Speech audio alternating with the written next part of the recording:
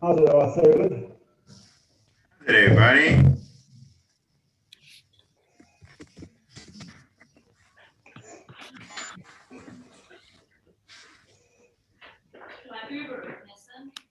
Uber is.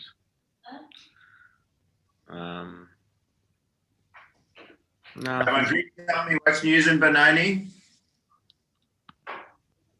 Thank God, all good. I'm trying to think, what's news? Everyone's alive, that's big. Thank God, Long that's great. services, so that's great.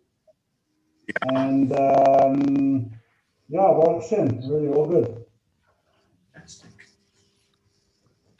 And you guys, how's it going out there in Cape Town? It's great. We've got a big Shabbos this week. What's this week? First Shabbos in the new shul. Oh, wow.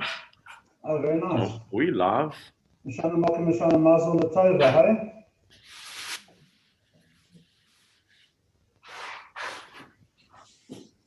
Are we live? Yeah, but no one else is on. I mean, this is just for...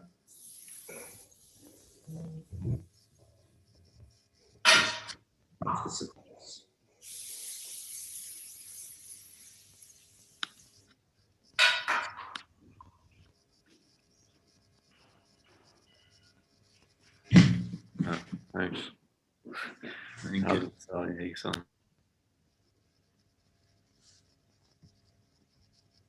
I'm trying to focus here, everybody. I'm just going to turn off my video and audio for a minute.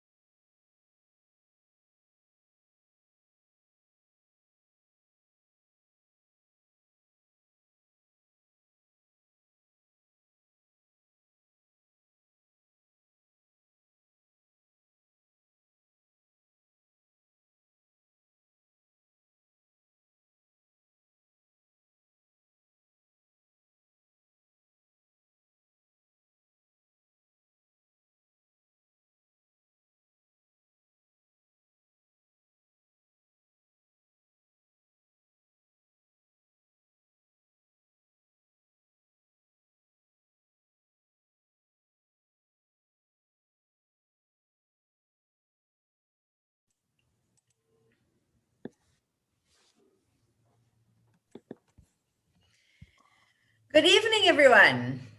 Hello, Dina. Hello, Peter. How are you? Good and you. Good, good. We've got Elijah Mololo from UCT. Lovely to have you. We've got Joshua Green, Rabbi Thurgood. Welcome all to this evening. Michael Sun, Rabbi Nissen Goldman, Danny on controls. Lovely to have everyone. Everyone's cameras are working. Everyone's sound's working. We're good to go. Great. Good to go. Hello, everyone. Hello, Elijah. Hi. Hello, Dalit. I think it's been a bit of a rough week for everyone. I mean, it's Thursday, so it is Puza Thursday. We are allowed to drink. You didn't tell me this beforehand. Thanks, Dean. Sorry. Well, we'll send it to you. Okay. Courier. At any stage So we're getting some Mr. D deliveries. Yes. Exactly. So Elijah, how are you? You're in Cape Town at the moment. Yes, Cape Town, exhausted, tired. But yeah, today has probably been the most bearable day of them all since Sunday. Other than that, I mean, we haven't slept Sunday, Monday, Tuesday, Wednesday. So I think today I probably had at least 30 minutes with my family. The rest of the time it was just hi, bye, that's it. So are you allowed to take the weekend off? Is that official? So for anyone who doesn't know, Elijah is the spokesperson for UCT. So that has been a very, very rough week on campus. But Elijah, I'm so sorry on the about media everything query that's been happening. Thanks, Rabbi. It's really been rough, but I think I tell you what, one of the things that has carried us is just to see the support coming through. There's just been so many words of support, so many gestures, so many, it's just been overwhelming. I cannot even begin to count, if I was to count now, how many people came forward and say, what is it that we can assist you with? Is there anything that we can, like, across the board, tertiary institutions, financial institutions, departments, everyone has just been so supportive. And, in moments like this, when you get such level of support, you realize actually we're not going through this alone. Everyone is with us. So yeah, that has been something Absolutely. Dalit, is that something you also felt in Joburg at the Charlotte Maxeke? Do you feel like everyone was supporting you? Sorry, just repeat what you said. Did you also feel the support from Johannesburg, that people were behind you? So, I mean, it was quite difficult. We were very isolated, and it was over a weekend, and our main goal was to try and get patients out and essentially continue like normal. Patient care needs to continue. So, I mean, you spend the whole of Friday night evacuating, and Saturday was like any other day at work. I can't wait to hear that story. I can't wait to hear it. I mean, I have pictures in my head of what it's going to sound like, but I'm going to rather wait for you to tell us just now. I mean, it really, I think everybody here has some incredible story to tell. Exactly. I think we've got a full lineup this evening, guys. I think everyone's, as I said, I think everyone needs this long weekend. I do. And I'm hoping that also Gavi Smolovitz is going to join us. He was one of the firefighters in Cape Town. So he's at a debriefing at the moment. So we're hoping that it's going to finish in time for him to come and tell us what he experienced as well. He's actually in my show. He did a talk for our community a few weeks ago about what it means to be a volunteer wildfire fighter. Yeah. He unfortunately didn't realize it would be so relevant so soon. Exactly. And I'm sure everybody in your congregation were having all of these images replaying while the fire was above their homes. Yeah. Hectic. I mean, Tali, our reporter, had to be evacuated. Well, not exactly had to be evacuated, but there was smoke just above a house, and it was... Absolutely. No, half of Cape Town was smoked. With a lot of places, even if it would have been manageable to be with the smoke, for distancing and COVID and that, you need ventilation. So you actually can't just stay inside with the windows closed. Yeah, sure. That's crazy. Yeah, absolutely crazy. Anyway, how's the smoke in Cape Town? Apparently you were able to still smell it and stuff like that. Joshua, tell us what's going on with you. Are you in Joburg or in Cape Town? Joshua's here. I'm Joburg side. Smoking is fun. Rabbi Nissen Goldman's in the thick of it. I'm a little bit away from it. Yeah. My house over the valley, I can see the Charlotte Maxeke Hospital. Oh, I keep saying it really badly. I can actually pretend that I can say it. Okay. I can actually see it. And on Friday night, it was very disturbing. Amazing. Can I actually just tell you, I have to ask you a question. Do people here know who Charlotte Maxeke was? If you read the Sunday Times, you would. So yes, so she was the first Black African South African who actually completed a degree, and that's why the hospital was named after her. I found that out on a bit of a version of Amazing Race. But I think people actually need to know that, because the people don't realize how amazing she was and what a leader she was as well. She's amazing. Yeah. What degree did she get? It was in Ohio. I'll actually tell you right now. Let us see. I did even look it up. Hold on. And was you reading the Wikipedia article as we speak? I did. She was a religious leader, social and political activist, was the first Black woman to graduate with a university degree in South Africa with a BSc from Wilberforce University, Ohio in 1903, as well as the first Black woman to graduate from an American university. That's incredible. See, guys. Yeah, I was born in that hospital. Oh, really? Yeah, many years ago. Most of you on the call probably weren't around then, but back in the day. Really? And I think there was some commemoration events of some sort for her recently, right? Last week, a week or so ago, there was something. I think it was celebrating women, celebrating the rise of women and independence and everything. Yeah, because it's very coincidental, the timing of the fire, that because I think there was one journalist who contacted us wanting some comment by our academic on her or something, or the history or the political connection or whatever that is. And now that you're mentioning her, I'm thinking it's very coincidental, the timing, that almost probably that was around what, her birthday or some significant day. I don't know. A week or two ago.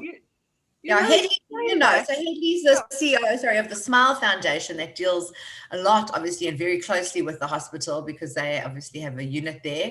They do amazing work through the Smile Foundation. So Haley, thank you for joining us tonight as well. And I know you're also working very closely with the hospital at the moment.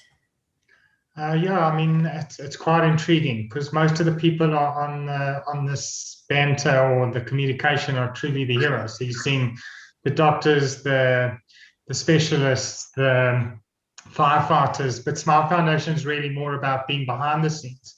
So we really augment the surgical intervention, we augment the support, and we've been in touch with the hospital since Saturday night, and I think that we're going to play quite a big role as soon as some of the reports come through. We were really supporting some of the other hospitals with patients across the country, as soon as we got clear direction, I'm sure we'll be doing a lot more.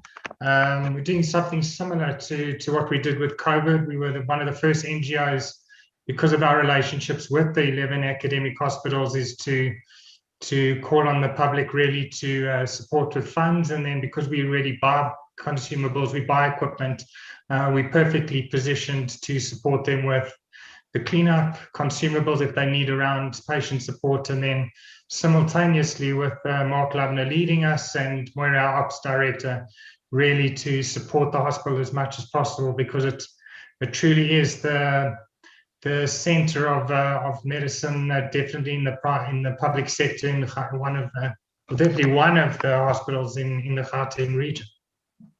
Sure.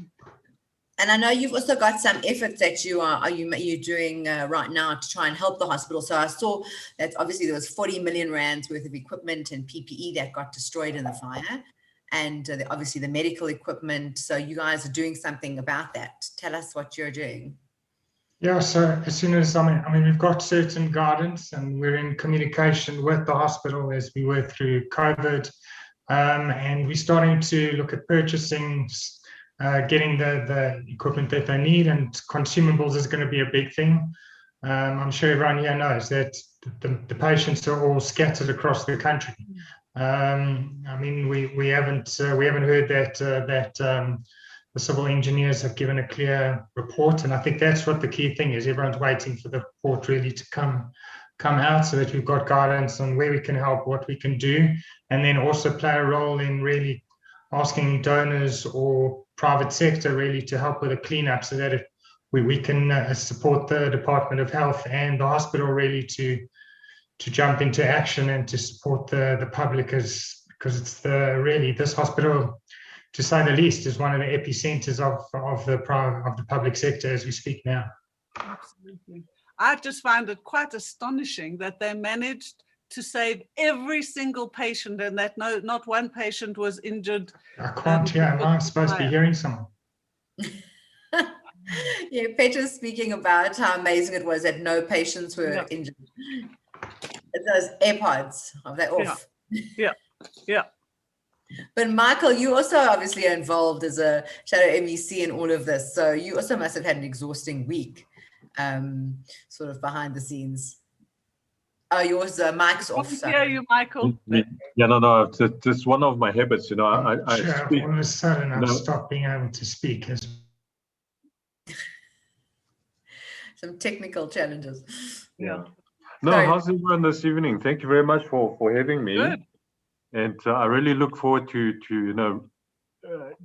learn. Anyone hear me now? And yes. it really has been a difficult week, I think, for everybody. Just not, us, the politicians. We get a lot of questions from residents in terms of, so what's going to happen next? And I think that's one of the things we also need to look at. What are the statuses of the other public hospitals, other public facilities.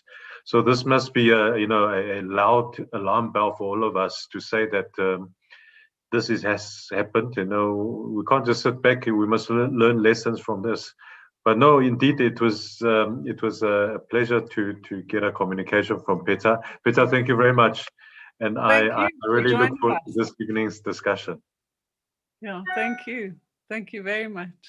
Yeah, between you and Josh, you're going to be able to tell us what we need to be doing going forward. You from a government perspective and Josh from an individual perspective, what we can do as individuals.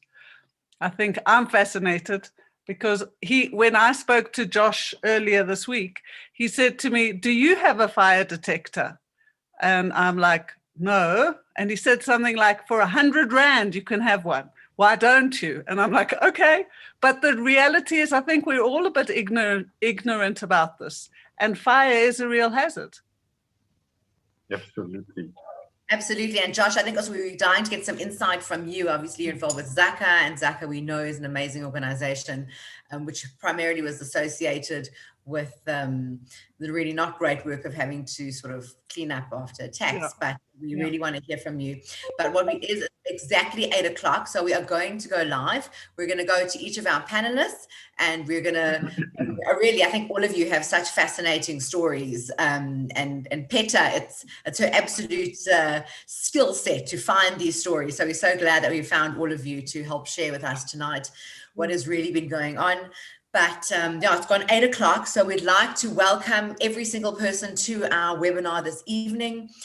We've had so many people sign up, so obviously there's a lot of interest in this topic. It's been very well spoken about, well reported on in South Africa. Obviously, when you've got such big fires with the Charlotte Maxeke Hospital and what's been going on in Cape Town from Table Mountain and the library, specifically at UCT, and what else is going on at UCT, it's really sort of thrown the country, I'd say, into disarray, and our services and support services absolutely are all exhausted because it's been a really, really crazy week. So we would like to welcome everyone. We want to know where in the world you are watching from. So for our panelists, just so you know, we generally do get people from all over the world, which is always wonderful. And we get a lot of participation. So please let us know in the chat where you are watching us from. We also want to know if you have seen our latest edition. It's available at all your outlets, and it's at your Pick n Pays, at your hypermarkets. And you can see that it says Community Fights Fire. So you might recognize the guy on the front cover. He's a little orange. Rabbi Goldman. Rabbi Goldman, to give us a full update on exactly and a full account of what actually happened. So we're very, very lucky to have you on. So thank you so much. And then thanks to Danny Kadar on controls. Danny, give us a wave. Danny's always the man behind the camera, helping support us.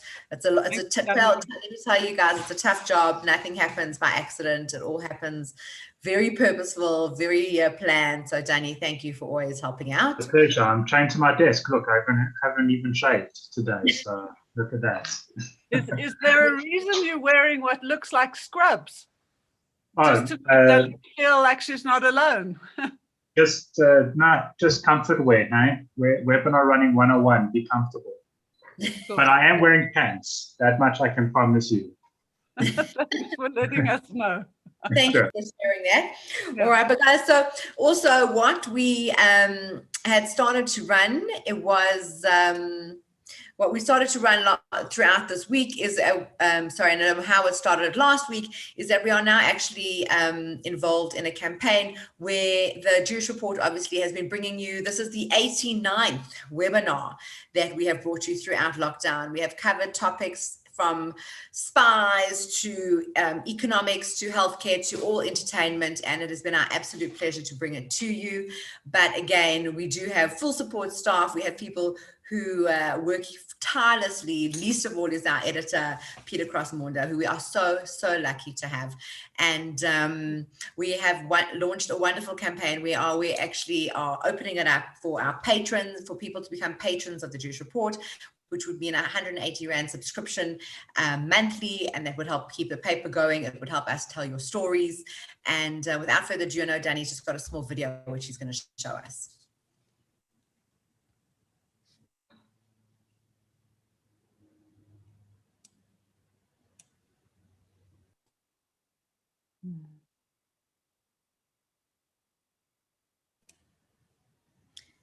I'm just not hearing the sound. No, but, I'm not either.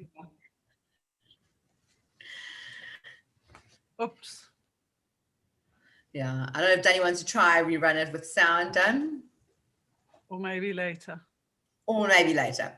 Listen, I think everyone's had technical challenges. Yeah. But let's see one last time. Otherwise, we will kick off.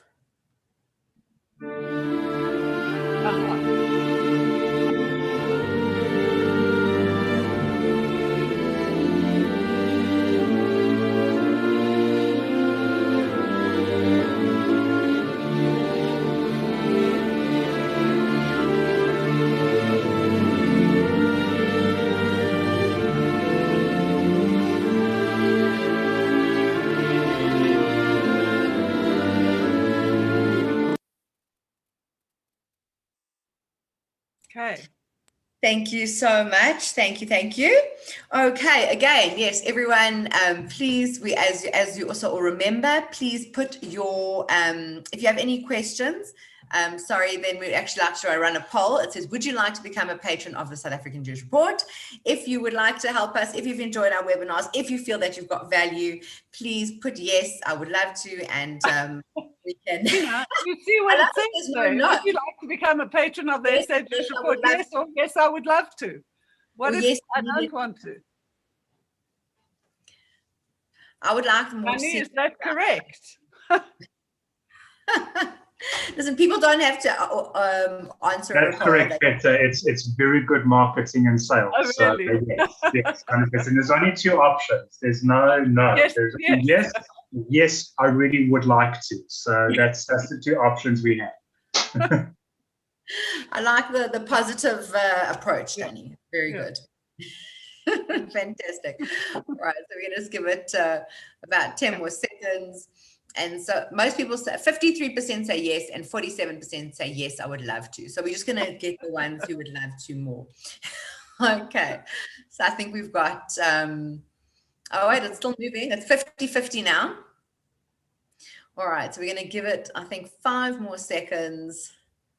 And then we are going to let it, people can dismiss it anyway. Serious negotiation. Yes or yes? Is it your yes or my yes? Oh, love it. Okay, so the 52% is yes and 48% yes, I would love to. So we love seeing the enthusiasm. It is marvelous. So we appreciate it. And now I would like to reintroduce my co-host for the evening, our wonderful editor, Peter Crossmonder.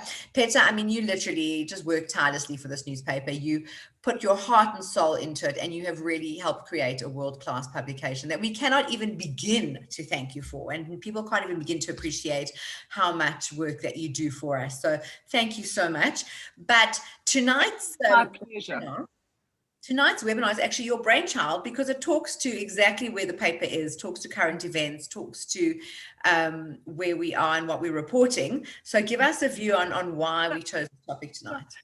So you know, Dean, it's very unusual to have a theme for a newspaper. But this week, the majority, not the majority of stories, but in fact, 3 stories were about fires. And that's because it's been a week of fires.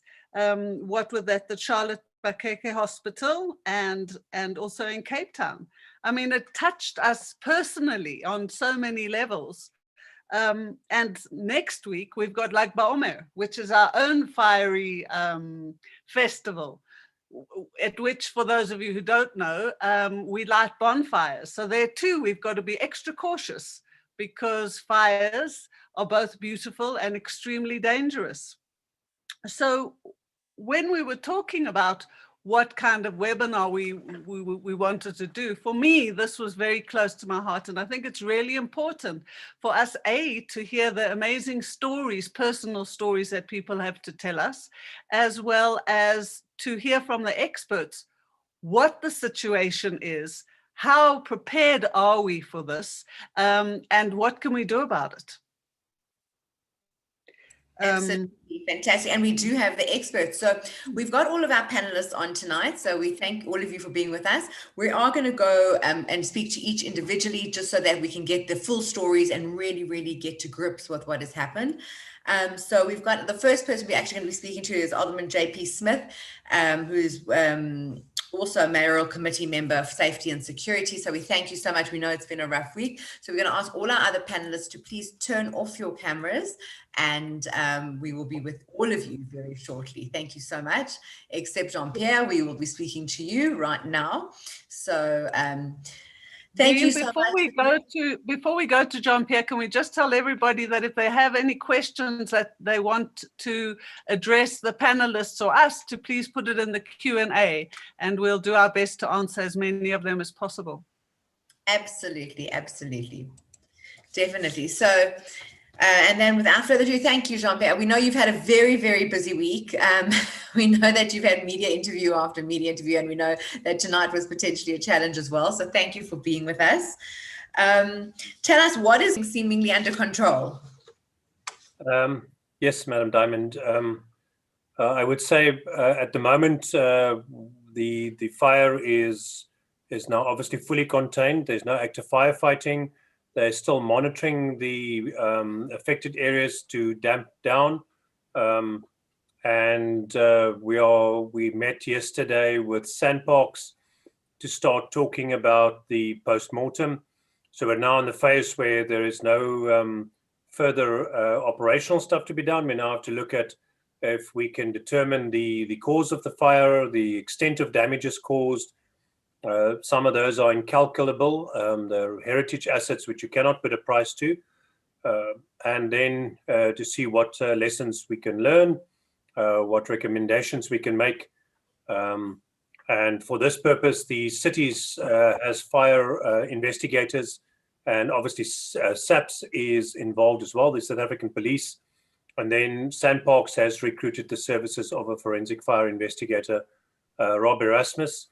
So between these, we hope that we will be able to get some answers. Quite a few people have submitted photographs. We have gone back to our CCTV footage, and we have also asked homeowners in the area whose cameras look out on the site or whose cameras look out on the roads adjacent to give us any footage they may have, which we will go and collect from them. It helps us identify either persons who moved on or off the site, or the area itself. A lot of people have cameras on their homes these days, so quite a bit of footage you can obtain.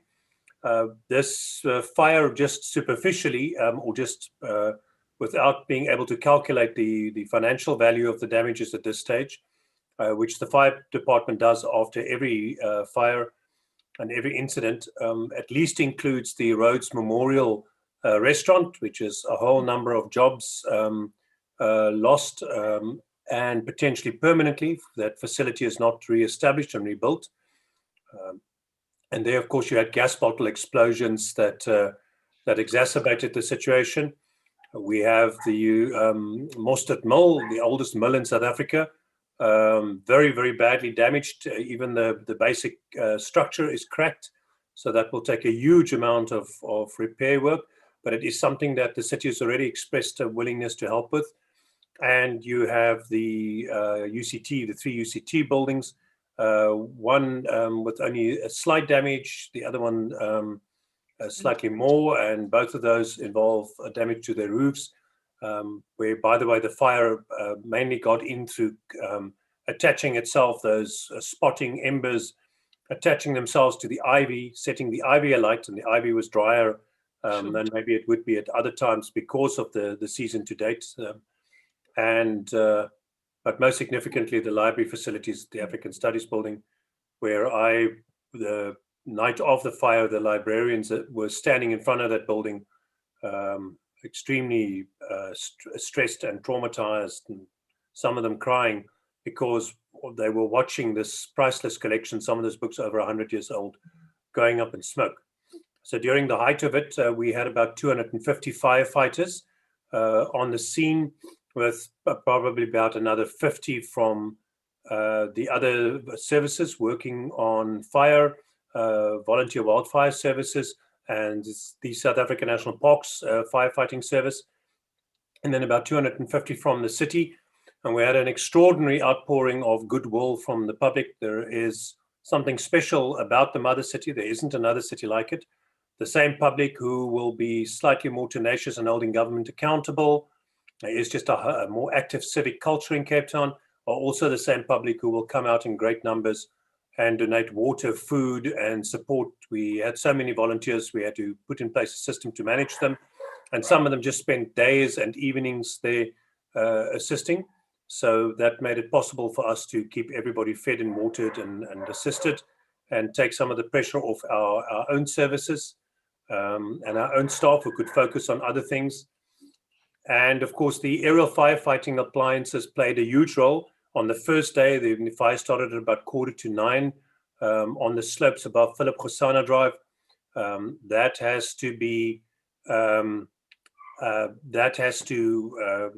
firefighting appliances were gotten out very early.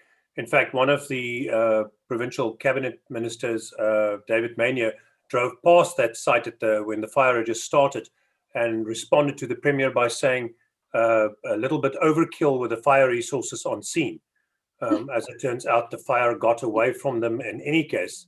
And that is a combination of wind and thermals tracking up that slope. And that's what I'm particularly keen to see the fire forensic report express itself on. Sorry, Jean-Pierre, but what made the fire go so crazy?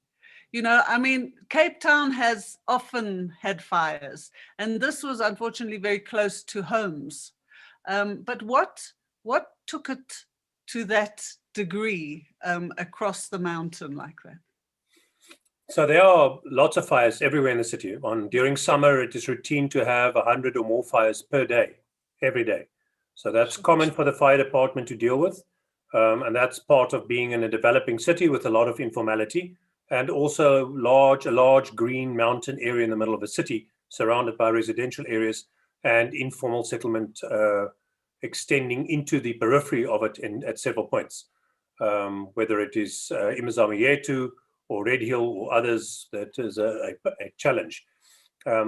Those fires, by and large, you don't notice. They happen daily or regularly. We put them out, you drive past the mountain, you see a little black spot. You're talking about this one because this one happened along with something called wind. And when there is wind, the fires become a big issue. They become an inferno that lasts 2, 3, 4 days, and sometimes longer, as the one Helderberg fire did. So it is all about the extent to which people are, the extent to which wind may have played a role in that. The first day, there wasn't a great deal of wind. And so for me, that's the strangest of the puzzles, is how the fire extended so quickly from that first slope above Philip Khosana to Rhodes Memorial. The question, of course, one of the questions that was raised is the stockpiling of wood and burnable fuel and materials. And I don't want to pronounce too much on this because I I have a suspicion that liability issues may still come into play later. So I think one must be careful what you pronounce on at this stage. You may find yourself quoted in somebody's third party or other liability claim in due course. And I'm not a forensic fire expert. I can only go from the experiences I've accrued over the last 2 decades. But if I look at pictures early on with the wind direction as it was, it surprises me that the fire was able to propagate that quickly. Dry brush and dry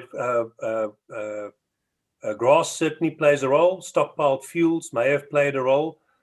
These are things I need to understand. There is a theory that the fire, the other one is potentially the subject of malicious fire setting, and that it was started separately from the other fire, because many people struggle to understand how the fire spread as it did. And there might be a bit more credence given to that by what happened on that night around 9 o'clock, where the members of the public started furiously calling us saying, we are seeing figures moving through the bush and new fires popping up behind them. When the first person called me and said that, because they were calling the call center, but I actually got quite a few of these calls personally. I do double as a call center in my spare time. I'm sure. In your what spare time? Absolutely. Diversity, yes. So at around 9 o'clock, these calls started flaring up. I got 3 in rapid succession. One involved a police officer, one a very reputable, well-known journalist in the city, and one a city councillor who owns a property in, I think it's called High Cape, that looks directly down on that site.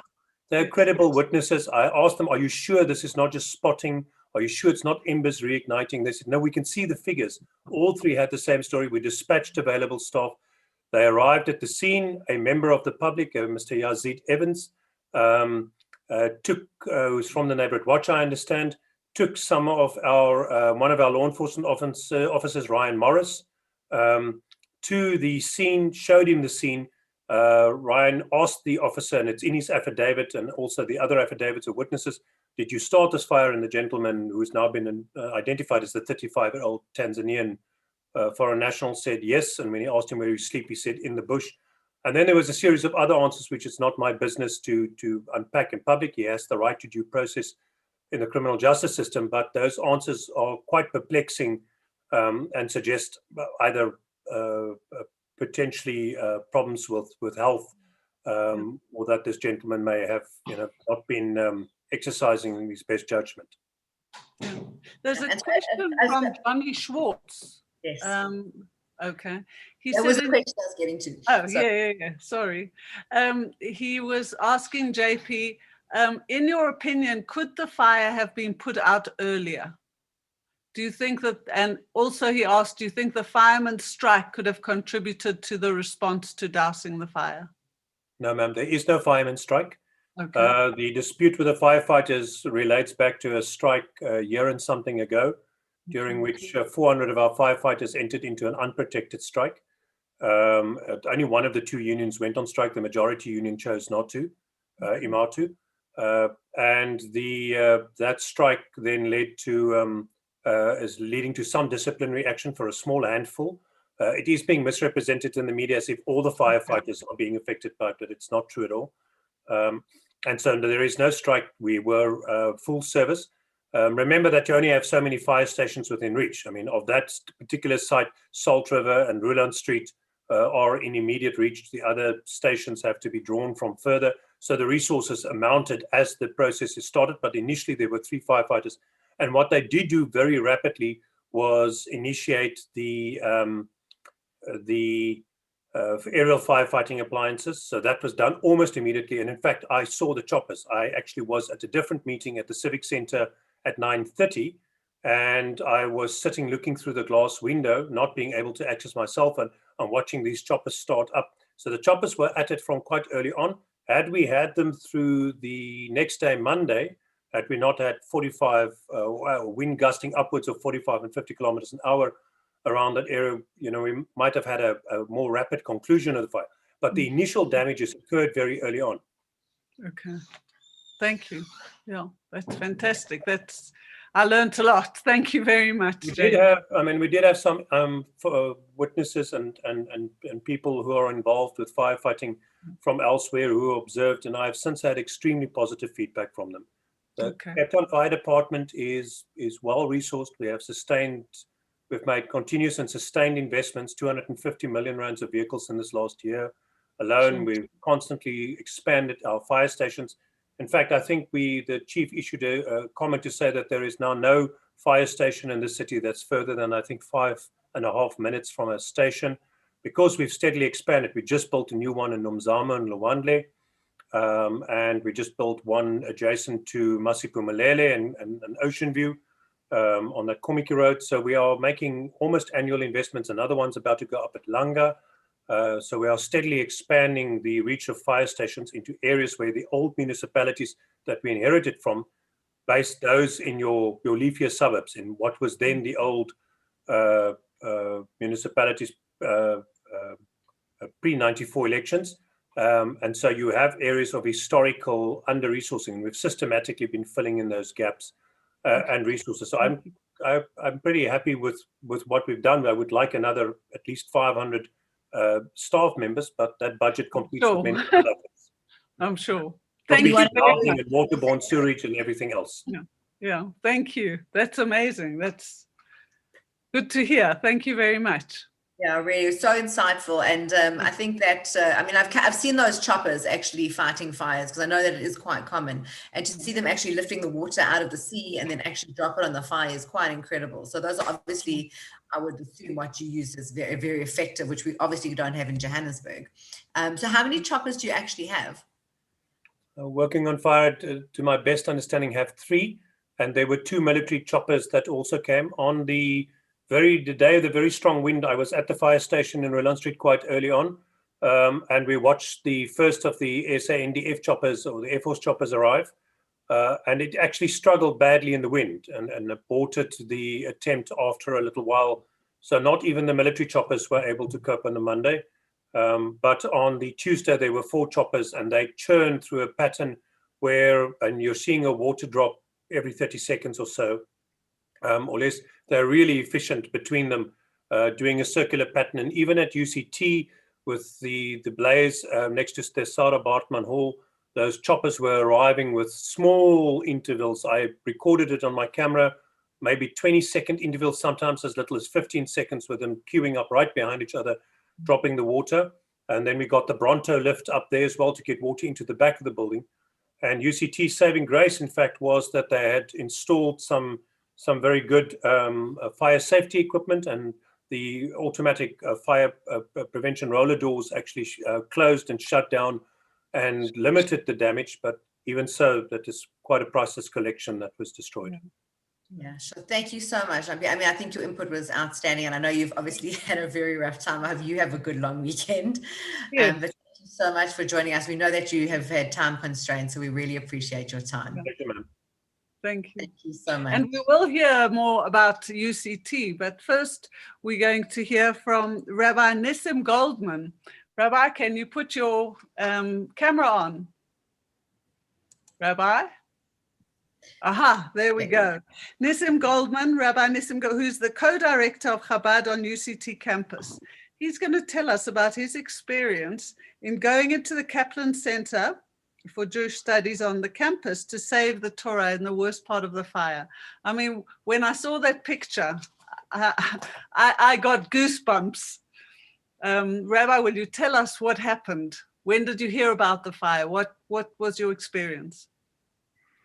Well, we saw the fire. We left in the morning to say my sister-in-law was leaving, and we went to say goodbye on the other side of the mountain. And we saw on the Val Drive, there was already some flames, but there were probably 3 or 4 fire trucks and cops. And I didn't think anything of it, because there's fire every second week. And I thought maybe it was a controlled, fell fire.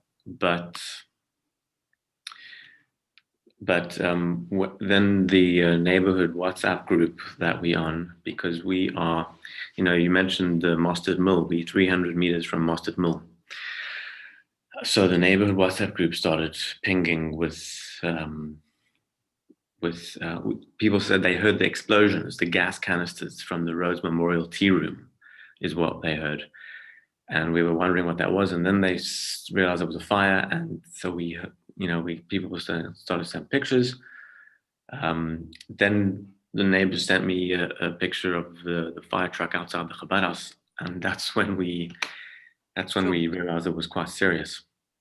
And Ariella, my wife, said we should go home and get the passports and whatnot to try and take them out. But my neighbors had started evacuating already, and they told us don't even bother to come home because they've blocked off the area. You won't be able to get in. And that's when we pretty much just put our hands up and we're like, okay, well, this is going to get interesting, and it's all in Hashem's hands. So, but a small while later, I think it was sort of contained on our road, and people said it's safe to come back now. So we came back, and that was, towards the evening, and the house was full of smoke, full of ash. Our neighbors across the road from here, their roof was caught on fire. So it was a close call. And then we heard about the library. Yeah. And that's when I thought of the Torah and the Kaplan Center. And I was in touch with Adam Mendelson, the director of the Kaplan Center. He also didn't know what was happening. No one was getting updates because there were no photos from that side. Yes. And no one was allowed up there. So we were in total darkness about, literally, and about what was happening. Yeah. And that's when Jared Marcus from the CSO, who's also part of law enforcement, he really beautiful of him to come in and check on us. He drove past, and he came to check on us if we were doing all right. And I asked him if he can organize the CSO, the response car, the paramedic car, because I knew that there was no way we had to go up there and check, and there was no way I was going to be allowed up there through all the blockades. So he did, and really it's thanks to them, it's thanks to CSO that we were able to do this. There was no ways we would have managed to get up there without them and without the vehicle. So Brendan Whedon and Lauren Lowenstein, they took me up there. I had the key, thank God, for the Kaplan Center and the Bet Midrash, because we would daven in there every day. We had our Ike's minyan, the daily minyan there. And we honestly had no idea what to expect because there was no updates. But we managed to get past my 3 or 4 disaster risk management blockades. We just went, put the sirens on and, ask forgiveness, not permission. We just went on a mission. What did you find there? What when you got to the Kaplan Center, what did you find? Well, it was like out of a movie. It was a crazy scene. Just fire. I mean, there were flames up there by the mountain. It was just smoke, and it was also very, very dark because it was already nighttime, and it was like surreal actually. So how did you get in? I mean, you obviously used the key, but if it's all dark inside, how did you get to the shul? Yeah, no. So the sirens, the lights from the car actually were probably the only lights that we had. In the photo you see all the red, and it's from the lights on the car. But so we just ran in and we got it. I also managed to get a few pairs of tefillin that were left there. And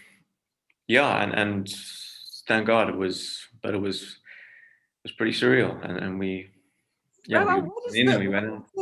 I mean, I think we have a lot of people who are involved in this webinar who aren't necessarily Jewish. What is the significance if a Torah burns or gets destroyed? Well, I mean, the Torah is it's our most sacred object. in our faith in Judaism. So what happens to the congregation or the community if a Torah is damaged? You know, we had. I'm sure Rabbi Thurgood will tell you. We had. I think there was even a half-day fast. I'm not sure.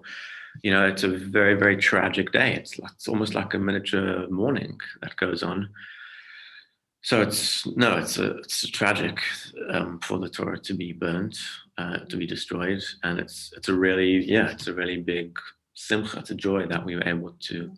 So I mean, the building ended up being fine and intact, and it wasn't ultimately destroyed by the fire, which is in its own right quite miraculous because of its proximity to Rhodes Memorial. It's right there on the northeast of Upper Campus where Rhodes Memorial is. So how it didn't get there, but it spread to the middle of campus by the library is also, it's quite unbelievable that nothing happened. Thank God. But yeah, a big yasher koach to the folks from CSO, because that would never have been possible without them. No, that's amazing. Thank you very, very much for coming on and telling us your story. Sure, yeah, really, and you'll see on Sunday, I think Derek Watts was here this week from Carte Blanche. They were fascinated by the story. I think it was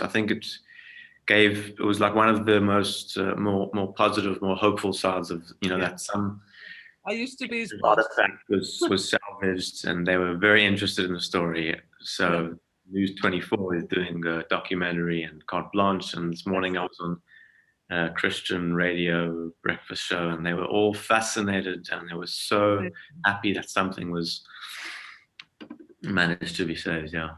Fantastic. Peter knows them well. Yes, as I said, we work together.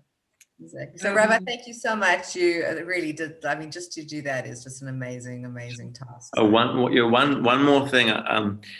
So I got a call from Arnold Bloch. He was very emotional. He called me. It was his grandmother's Sefer Torah. When he saw the picture, he said he was crying. It was his grandmother's, Rachel Bloch, who was the matriarch of the Kaplan family, who donated the Kaplan Kushlik family, who donated the center to UCT. It was her Torah, and apparently she, I think she was very poor at the time, and she scraped, some money together to buy it, and she brought it to South Africa in the 1950s, and it belonged to the Paro Shul before that, and so it really does have, even unbeknownst to me, it does have some history. It really is an ancient artifact. That's incredible. Okay. Wow. Thank you. Thank you so much. Thank you. So yes, sure, I mean, it's actually quite emotive, all of this. But Danny's actually got some footage that he wants to show us, just of the campus, and then we're going to come back to Elijah Molola, who is the spokesperson for UCT, who has been the person on the ground, again, not sleeping, not seeing the family, but appreciate it. So Danny's going to just show us a quick video, and then we're going to come back. The University of Cape Town has suffered incredible damage from the fires that broke out on Sunday. Good morning, residents. Good morning, residents. I please urge you to evacuate from your houses. I please urge you to evacuate from your houses.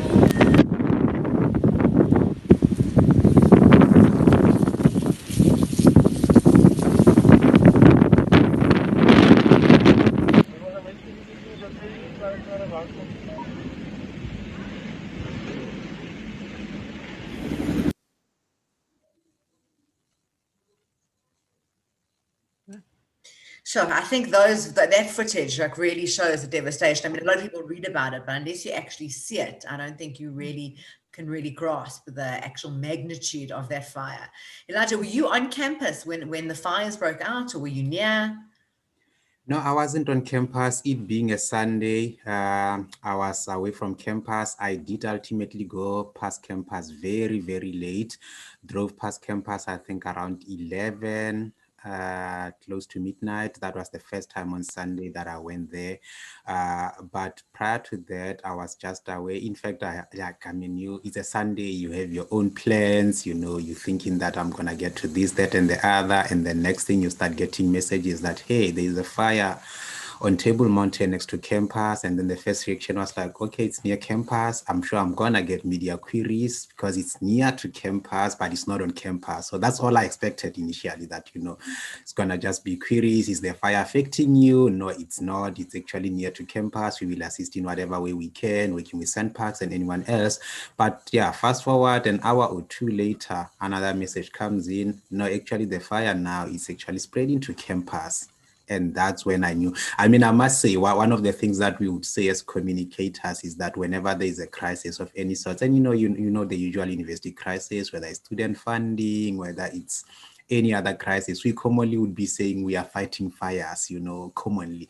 I never imagined that in my role one day I would be fighting fires literally. It just was not one of the crises that I would have expected. And so it happens, fire gets to campus. We have now this task of emergency evacuation of 4,000 students. Like the whole 4,000 students have to now leave campus, leave residence, and go to safety.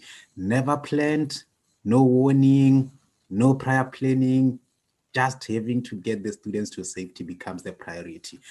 And yeah, how we did it, it remains a mystery. The fact that we did it, there was no lives lost, there was no injuries. Yes, there were a few students who probably because of smoke inhalation and all had a bit of health situations, but broadly, we never had any serious injuries.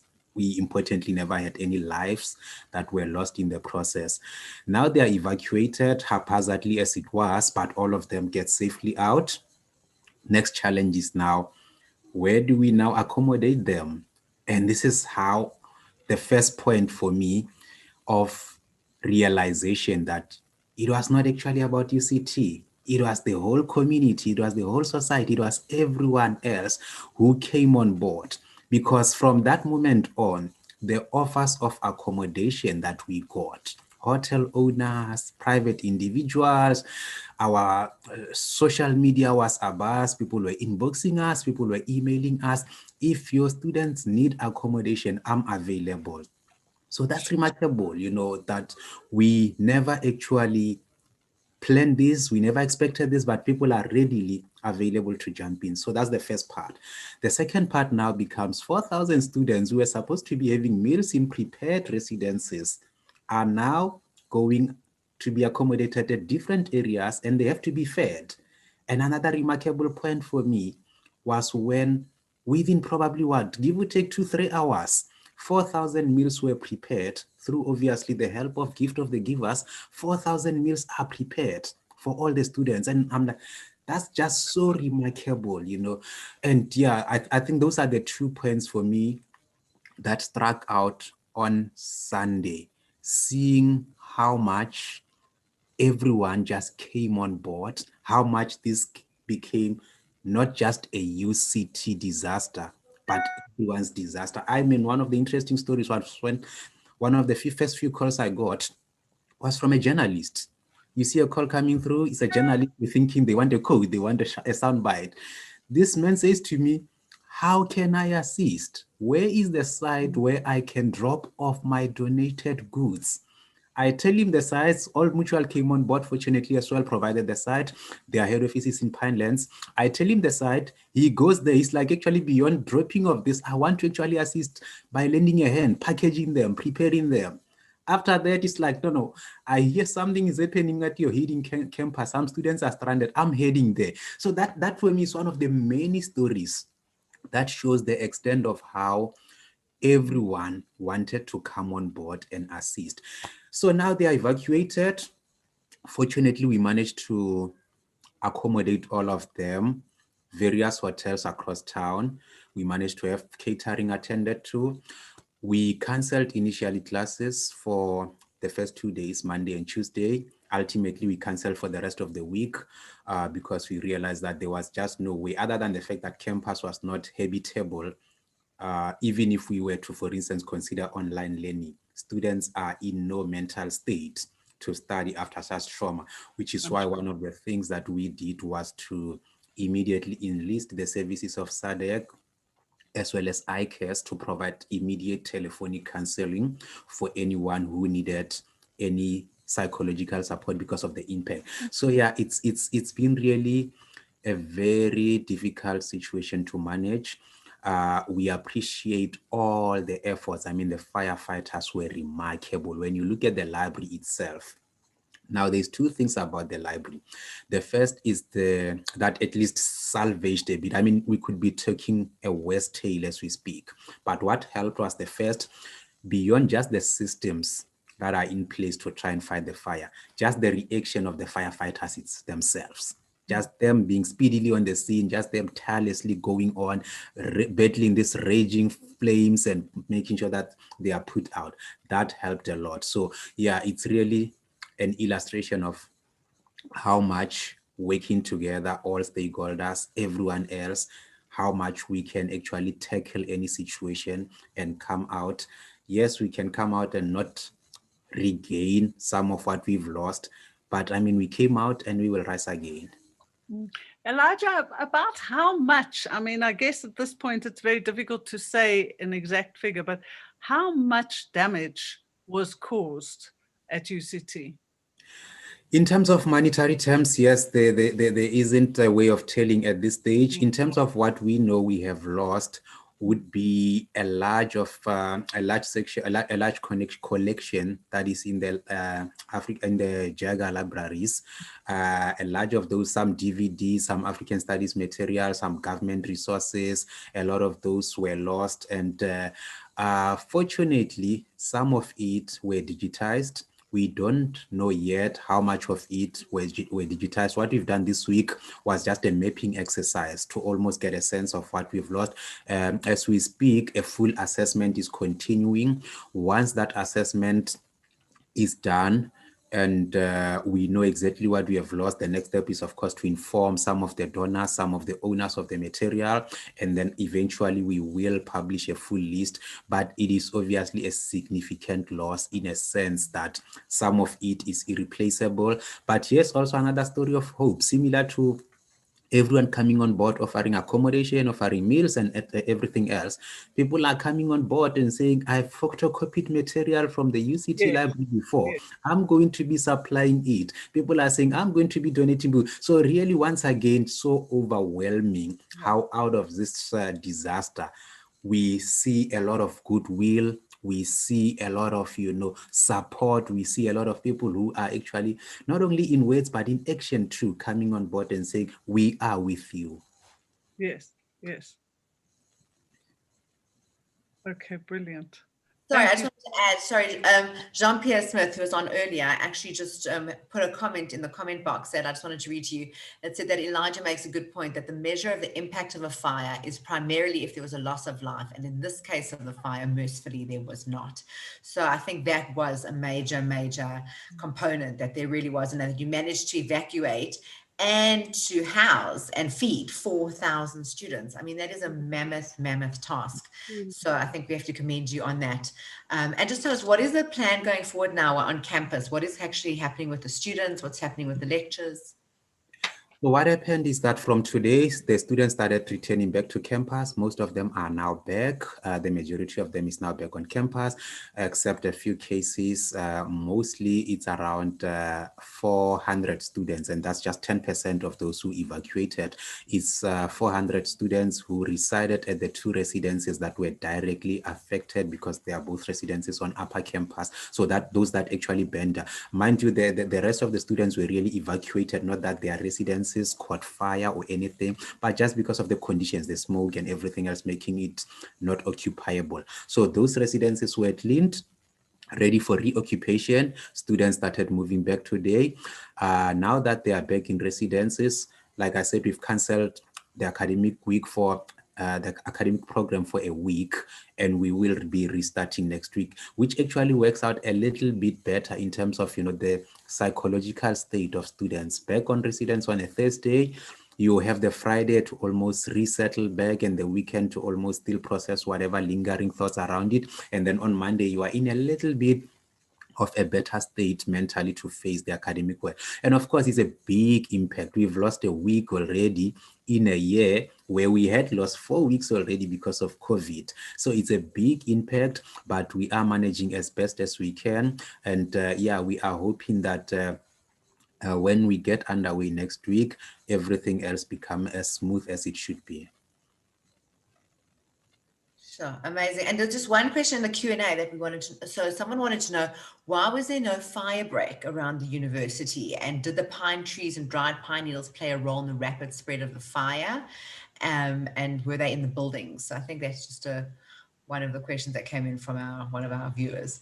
Yeah, so it's an excellent question. The only thing is that at this stage, I cannot really answer it like with a definite answer, part of it being what JP Smith said earlier, in a sense that, you know, investigations still have to follow. We still need to know the extent of the fire, the cause, and what played a role. So at this stage, all possibilities are still open, and once that investigation is concluded, we will know whether fire breaks could have made a difference, whether any vegetation around the campus itself played any role, and we will be able to, maybe once thereafter, that's when we'll be able to talk more conclusively around this.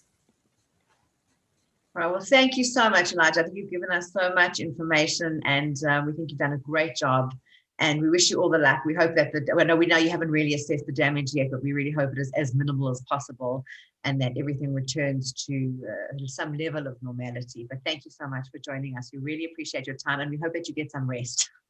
Thank you so much, and thank you for having us. It's really been a pleasure. Thank you so much. Thank you so much. Thank you so much. So we've been waiting for Gabrielle Smolivet,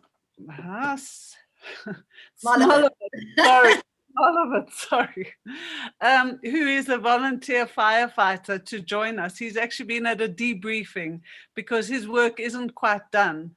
And he's just got home, he's walking upstairs, and he is, it's going to take a minute. Looks like he's connecting to audio.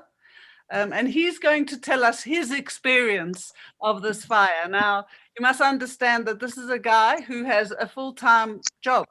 This is not what he does for a living. This is what he does for, I guess, saving people's lives. Gavi, are you here? Hello. Hello, is that you? Yes, it is me. Sorry, I'm just walking home. It caused me a memory. Sorry. Catching you on the move. Is that your firefighting outfit?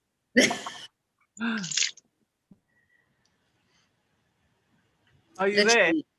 Man of action. Yeah, this is it. Okay, good. Well, I must say, I think there's actually we've got so much knowledge here. I know, it's quite incredible. I mean, it's huge. Okay. Gavi, are you with us, or should we go on to someone else and come back to you? I'm good. Okay. Okay, can you see me? Can't see you, can hear you. Okay, we're on my phone, just hold on. That's fine. It's fine. Something's happening. Okay. Gavi, do you want us to go to Rabbi Thurgood first and then come back to you? Aha, there we go. Hello, Gavi. Hi, hello everybody. How are you, Gavi? Yeah, sorry about that. No worries. We haven't really given you time to breathe, but tell us about what happened this weekend and how, when you got the call, and then talk us through what happened. Okay, so I apologize for being so late. So we're still busy with the fire, which is something people aren't aware of. This goes on. When a fire ends, there's a mop-up which carries on for a good week to 10 days after, which basically is, I'd say, it's one of the most important parts of the fire, because when the flames are there, everybody sees them, but when the trees are burning, the roots still remain hot. There's a lot of flare-ups that happen.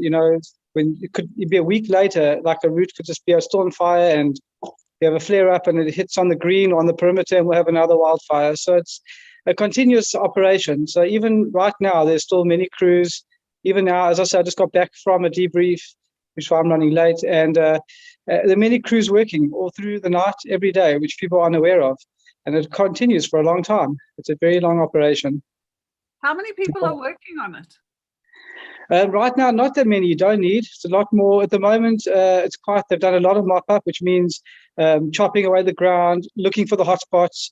We use a device called a FLIR, which is used in military and many things. Just picks up temperatures. You can look at, they use it at airports, and we look at the ground and we see where it's still hot, and then we can go in there and see. And we search around the perimeter where it burnt between the black and the green, which is where you want to secure that.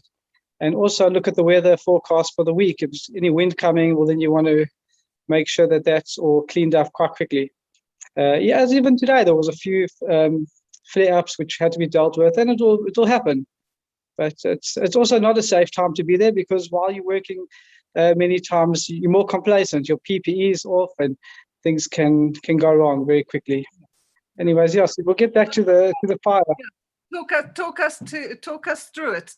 Start by telling us when you got the call, what happened. Okay, so for me, this year I haven't been so involved in fire. Being wildland firefighters, we're not city fire. We're also a voluntary organization. We're VWS. There's many different groups that work in this, which will work together. You said you had JP's on before, and I'm sure he explained that to us. Yes, and I'm sure he explained there's many different groups, and there's working on fire, which I'm sure he mentioned. So we are actually contracted out to Table Mountain National Parks. That is we're contracted out to, and our speciality is wildland fires. We do structural fires when it gets to that. We're involved, but we are trained, and we are most comfortable out there. So what happened was, due to this year, as I said, COVID at the beginning of the year, and I wasn't as strong as I should have. I've been sick, thank God, but I just took the year off, because in wildlands, if you're not 100%, you cannot go on the fire line. So this actually was my first 2 weeks back, and I had to make up quite a few shifts. So the last few Sundays, I've been sitting at the station. We do weekend shifts throughout the fire season. So actually, I was doing a makeup shift, this one, it happened to be, and we get there at lunchtime. And I was very aware that there was potential for a fire this week, because we look at something called the Fire Danger Index, which is the FDR, which is a calculation which we can tell, when there's a strong chance of fire and when there isn't. So we knew this week there was a very high potential for a fire due to the high temperatures, no rain, there was going to be strong wind, it was quite dry. And the FDR was particularly high, so we had put an extra unit on at the base, which was very fortunate. But this fire started quite early in the morning, so obviously I wasn't ready yet. And we get a fire call, which comes through on our cell phones. We're all the active duty guys, and it was told just to get to base as quick as possible. I think it was like 10 a.m. So I wasn't sure I didn't know there was a fire yet at that stage. And so we just get our gear on, we get dressed, we got our full PPE. We have to carry about 4.5 to minimum liters of water, and carry all our own supplies. Another thing I'll just briefly tell you is, being a wildland firefighters, we're not really connected to, we go up into the mountains. Part of our skill is that we are not connected to a road infrastructure. A lot of our firefighting is done with water, if we can get it there. If not, we have to use hand tools. And getting in is we have to either go by foot, they will troop us by helicopter if it's on top of a mountain, or we will go with Land Rovers, and we will get put in a position where we've got to walk. And so getting in and getting out is always a very dangerous situation, because we very much on our own have to be self-sufficient. So on this fire, we got to, when I drove there, I drove past the M3, so I saw the big smoke, and I knew it was going to be quite a big fire. It looked extremely hot. Yeah. And we got to base. They allocate us into our units, and we quite a sophisticated unit. It's not just what people think, like it's just firefighting. You get there and you rock up. It's highly trained. Everybody's had lots of exams and years of hours on the line and training and throughout the season. We have drivers, we have planners, all highly qualified to drive in heavy terrain and planning. So it's all laid out for us. When we get there, we know exactly where we need to be with which team and which crew leader. We do pack checks, health checks, and then off we go. We get trooped to the fire. So talk to us about this, about you fighting this fire, you against the fire. Tell us about the nitty-gritty, the hardcore stuff that nobody can see except you. Okay, so there's operational things I won't be able to tell you yet, as it's an ongoing investigation still into this fire. But in terms of in a personal experience, if you on a personal side, we'll go there. Always going to a fire is a very tense time. You've got a family and you have to say goodbye to them. You don't know what you're going to face.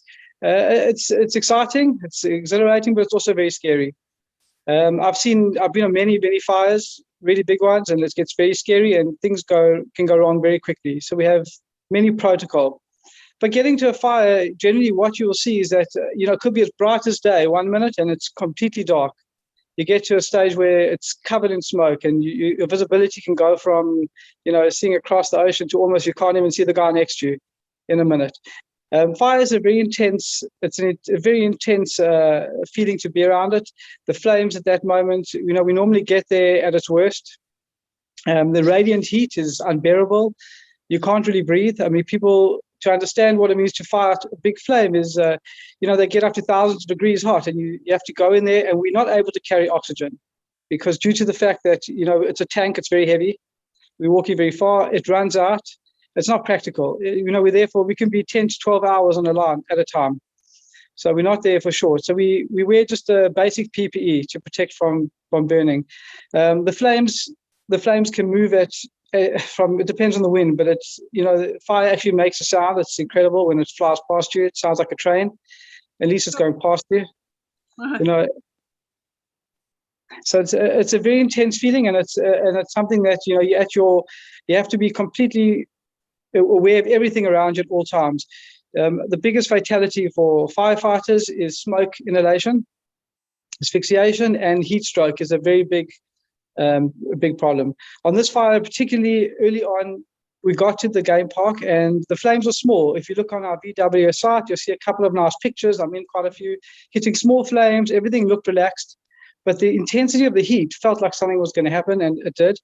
It erupted and the spot fires flew all around us, and it went and it ran away with it, what it did. But, you win some and you lose some. But that intensity of the heat, that you're working in, and before, it builds up your body temperature, and you need to manage that. You also can't breathe because there's a lot of, the guys who probably were living in the homes here could feel the smoke, but being at the flame front, you have to learn how to manage your oxygen levels and to get in and get out of the flame while you're fighting it. So it's a big task. You talk about 12-hour shifts. How do you maintain that level of awareness, focus for all that time?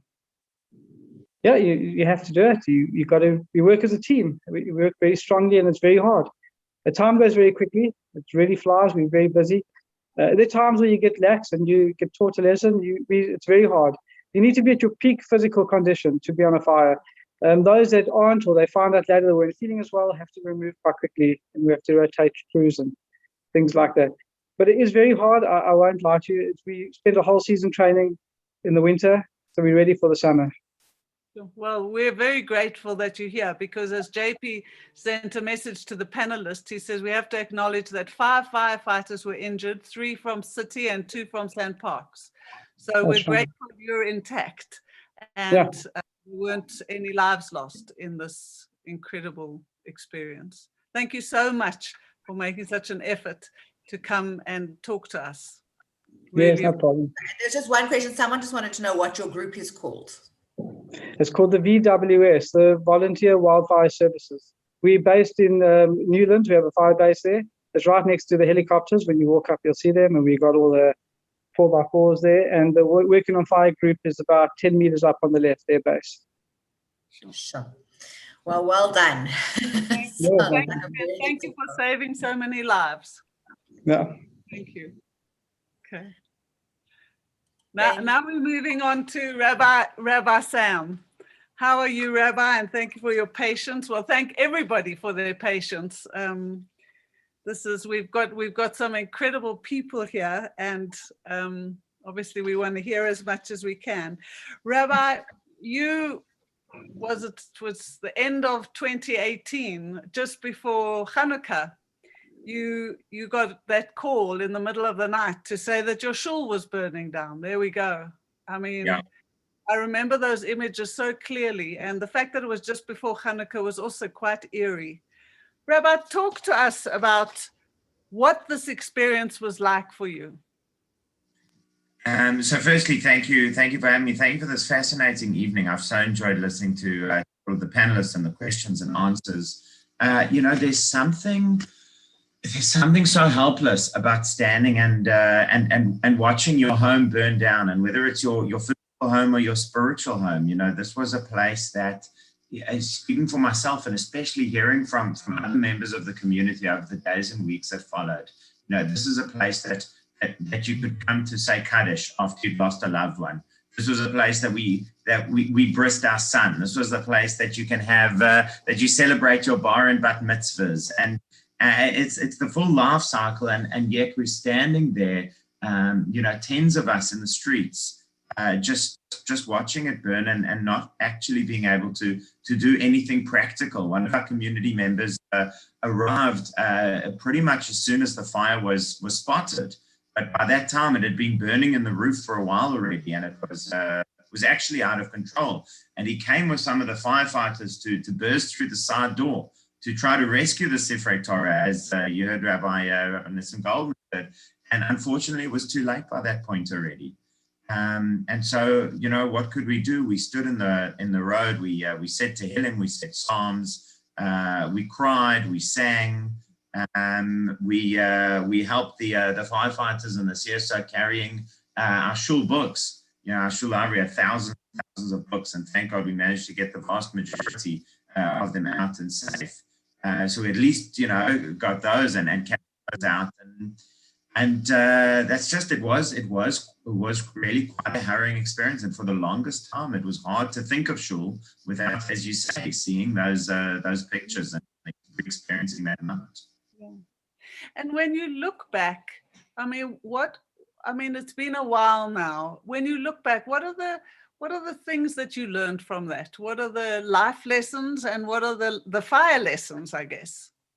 So, life lessons, it's something that Elijah mentioned, and both before the webinar and during his time, is just what it means to have friends and what it means to have people who care about you. I can just say that I personally and our community as a whole, we're just so grateful for the incredible love and support we received, from that moment.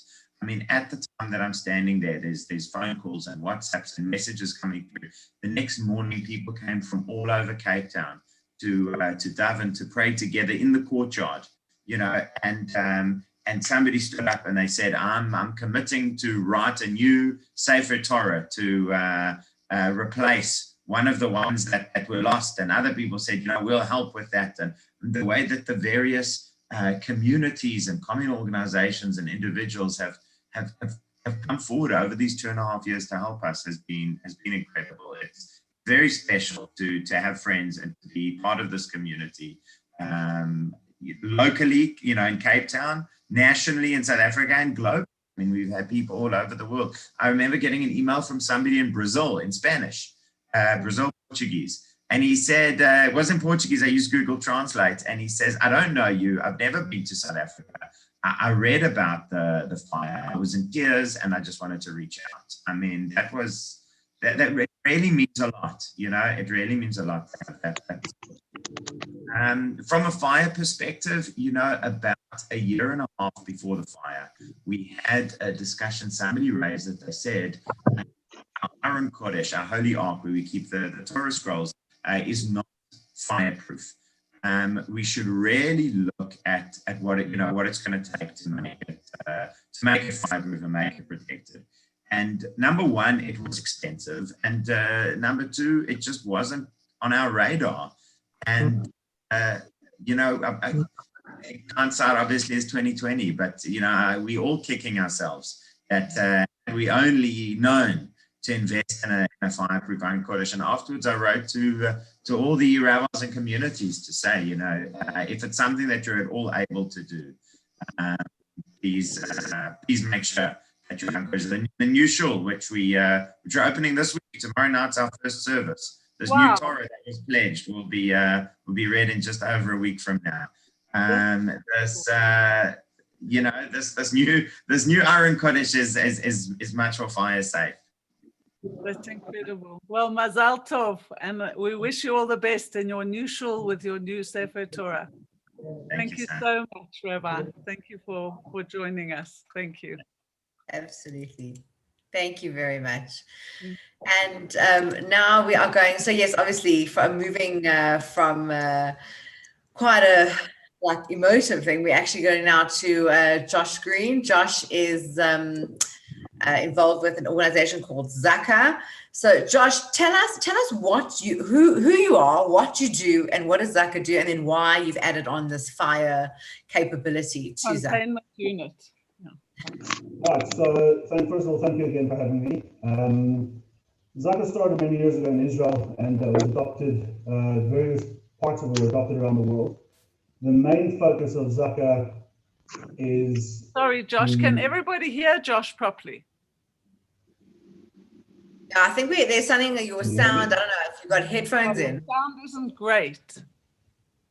Give me a second.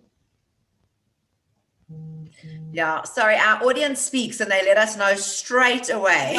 Yeah, there we go. Can't hear. Can you hear me better now? No, not good.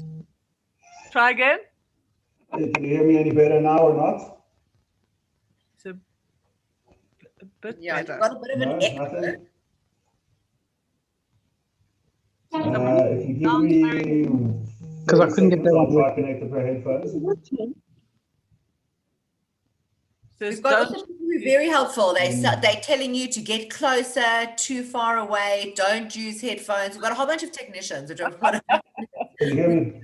We love it. That's why we love this community, because everyone gets involved. Someone says ask him to log off and log back on, not clear, sound is bad.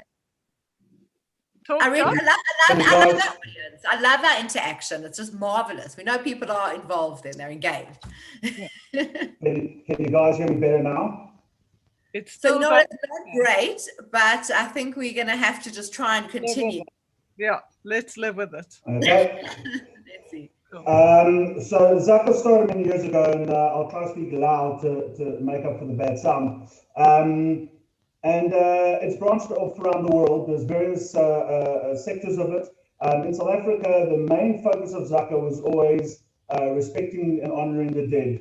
God forbid, in a tragic scene, there was the task of having to clean up a body in Jewish halakha and Jewish law, the way a body comes into the world, the way it goes out, and we do our best to make sure that that body goes out with, I don't want to get too graphic, but with all its parts and whatever blood was on scene, etc. So that was the initial task of Zaka in South Africa and around the world. And it started for various reasons. I'm not going to go into all of it now. In South Africa, we started a second branch of Zaka. We added on a search and rescue element. Sorry, Josh, hang on a minute. Danny has just suggested that you log off and log back on again because people are really battling. Maybe we can just go to the visuals of the Joburg fire, and then you log off and log back on. Okay, sorry. There we go. Where there's smoke, there's fire.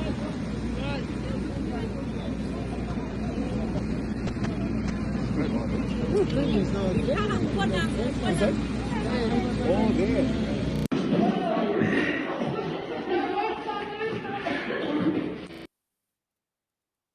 Okay. So yeah, for anyone who hasn't seen that footage, that was actually at the Charlotte Maxeke Hospital on scene. And I don't know, Josh, have you managed to log off and log back on? Yeah, can you hear me any better now, or it's not helping? Yeah, you do sound better. You do sound better. There we go. There we go. See, I've so I keep going. So I keep going, or have you started another subject while I was logging off and logging back on? Yeah, we just showed some footage. So talk to us about your fire containment unit.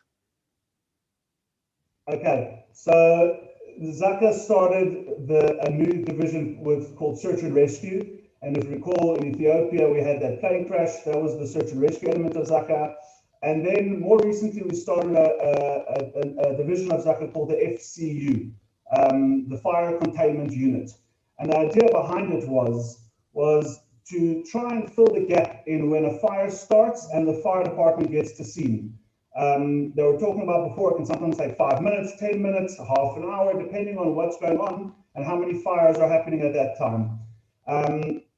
It started off on a Shabbos, on a Saturday morning. There was a fire that happened in the area here nearby. We saw it from Shul. And we got to the scene. And unfortunately, we stood there watching this house burn down. It started off as a small fire, and we watched the house burning down while waiting for a fire truck to arrive because they were busy on some other fires further away. And walking back to Shul after that fire, I said to the couple of guys around me, I said, guys, this can't happen like this again. We need to make a plan to get some kind of a trailer or access to city water to be able to assist until the fire department gets there. And we did. I took part of my own money initially and fundraised it afterwards because unfortunately I didn't want to sit and wait for fundraising and God forbid something happens in that time. We had a water trailer purchased within a couple of weeks, and we were able to access fire hydrants and provide water to a fire until the fire department gets to scene.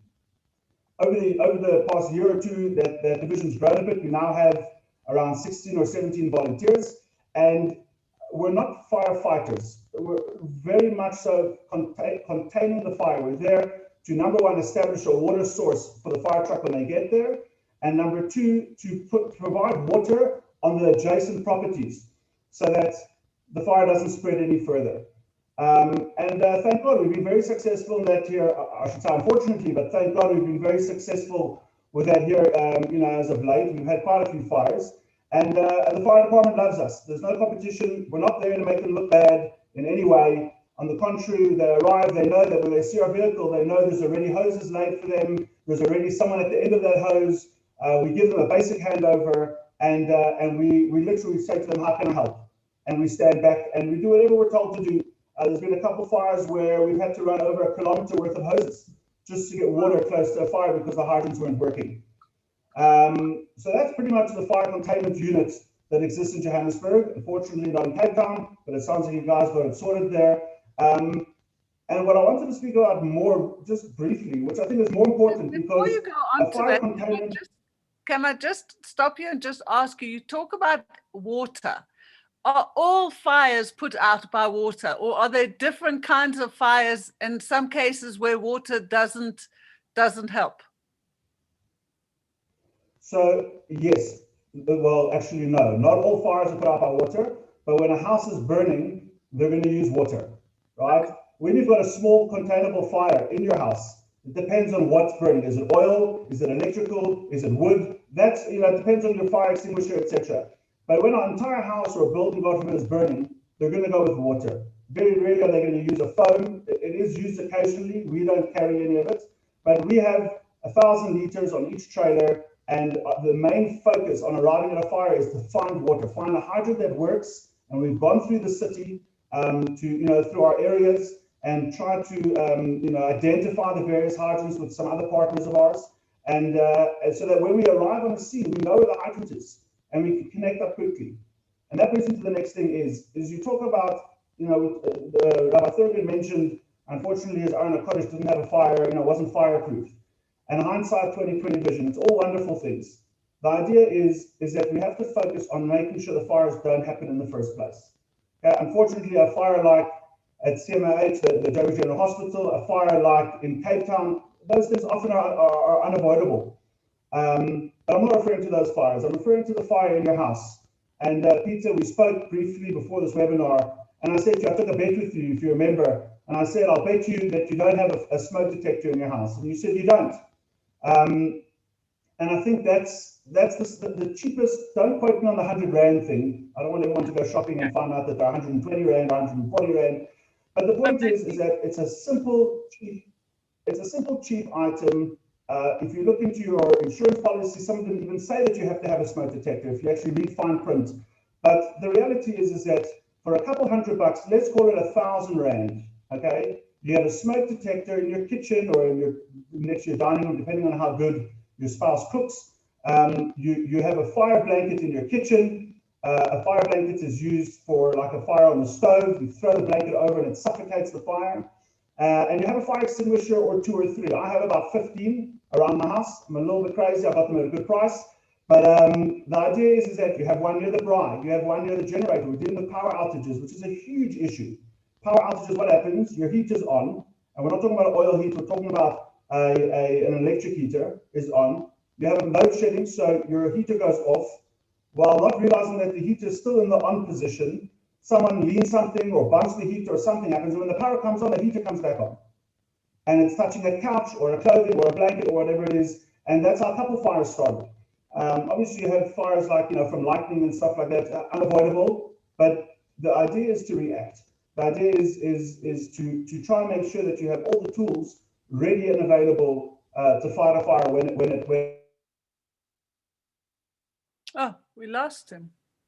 And now we have lost him, but he is giving great advice, and Jean-Pierre JP is agreeing with him, agree with Joshua about the smoke detector. These are small, and basic fire containment like fire blanket, a small handheld fire extinguisher. They're small, simple things. Are you back, Josh? Your home. No. Can you hear me now? Now you are there. Yes. Sorry, someone's asking where you buy them. So Abigail Joffrey wants to know where do you buy them? Smoke detectors, fire extinguishers, you can get them from Builders Warehouse, you can get them from Leroy Merlin, you can get them from anywhere. You can get them from any hardware store, you can get them online. In Johannesburg, you get them from Ace Fire. You can literally, they are everywhere. You just Google them. You get them from Take-A-Lot, you can buy them, right? And just before I got cut off there, the point I was making is that we spend so much money on electric fences and alarms and guards and dogs and all these other mechanisms that we put in place for our safety and security. And often we don't have a simple device in our home that costs as much as a coffee and a cupcake from any of your, from your local shop. And one more last thing that I just wanted to focus on is an escape plan. Now, it sounds all crazy and hectic that you have to have an escape plan out of your own house. But you heard Rabbi Goldman earlier mentioning about how they grabbed their passports, they ran out the house. What is your escape plan? So in my house, I have trelly gates on all my windows. So if there's a fire in my house, I've got a big problem. So I made sure that one of my trelly gates, I won't tell you which one of my trelly gates, I'm able to open up with a key. The rest are all fixed bars. One of my gates, I'm able to open up with a key and climb out of a window. Right, so that's my escape plan. I've discussed it with my wife. I've discussed it with my kid, and I keep my documents together so I can grab them and go if I have to. And everyone has their own level of sugarism that they want to put into an escape plan. But these basic things: number one, find yourself a fire hydrant, a fire extinguisher. So simple. Number two, get a smoke alarm. You get fancy ones that connect into your home alarm. You get cheapy ones. Find something that works for you in your budget. Number three, a fire blanket. Put it in your house. Show your kids how to use it. And the fourth one, which is also super important, is identify where the nearest fire hydrant is to your house. Because when you have managed to escape, because the fire got too big, and I'm not suggesting you sit there and try and fight a massive fire with a fire extinguisher. You do what you can, and when it gets too big or too scary, you got to get going. But when you run outside your house and the fire department does come, or the FCU unit does come, or the CSO, or all the wonderful organizations that come and arrive, you can say to them, guys, the nearest fire hydrant is 2 blocks away, or 1 block away, or I remember on my jog this morning, I'm lying, I don't jog. I remember on my walk this morning, it's down the road. And those, if you can put those things into play, then you've done your bit. Anything that happens beyond that, you can honestly turn around and say, I did everything I could. And you don't have to say hindsight 2020. Yes. Because failing to plan is planning to fail. And we're very like, we try and promote this in the community. Obviously, again, Joburg based, not so much Cape Town based, but we have fire safety awareness days where we go and we get discounted fire extinguishers. There's one coming soon in the next few weeks. I don't have an exact date, but we normally try and do it at that parking lot opposite Moishi's Butchery. Will you let us know when, so we can let our people know? That would be great. Absolutely. And there we sell the fire extinguishers, we sell the fire blankets, we talk to you a little bit. None of us are professionals. We're all just moms and dads who want to keep our own family safe. So really that's, I didn't want to focus too much on everyone's spoken now about the fires that are currently happening. And it's crazy and scary to see how these things happen. But to bring it home into your own house, just do those 4 or 5 basic things. And literally you can turn around, God forbid, if there is a fire that is out of your control, you can turn around and say, listen, I did everything I could. So that's really my message to you guys as panelists, because I think most of you probably are guilty of not having some kind of fire device in your house. And to everyone listening, don't wait till the long weekend. Go tomorrow, go on to Takealot, go on to whatever site you want, and make sure you have something in your house today, tomorrow, before the weekend. Don't know about you, Josh. We're going shopping tomorrow, Dean. Absolutely. I just checked on Takealot, 195 Rand. You two can have a smoke detector. There's a range, as you say. And also the comments that are coming. Just on that, sorry, Dina, just on that note, just one last thing on the fire extinguishers. You get different sizes, right?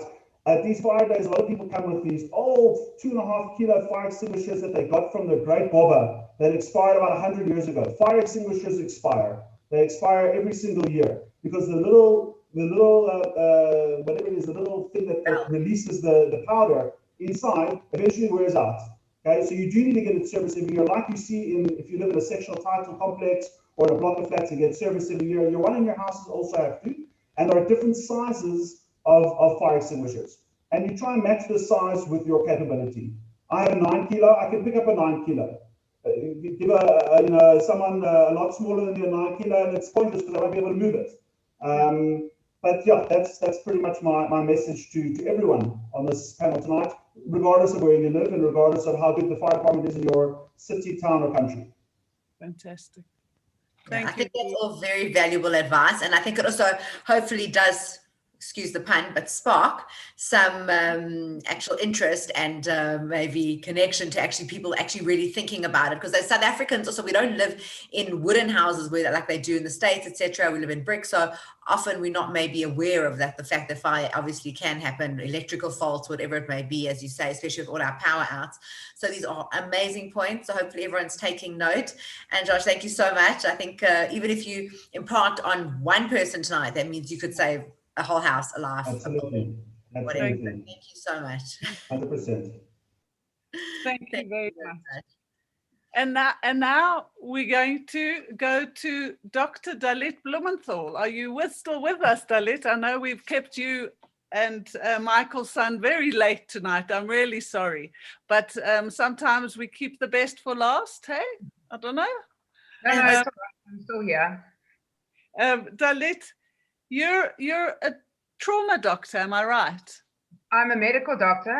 I'm currently employed in the trauma department at Joburg Gen. Okay. So as I understood, you weren't at the hospital at the time. You were on your way home after a long shift, and then you got the call. Tell us what happened.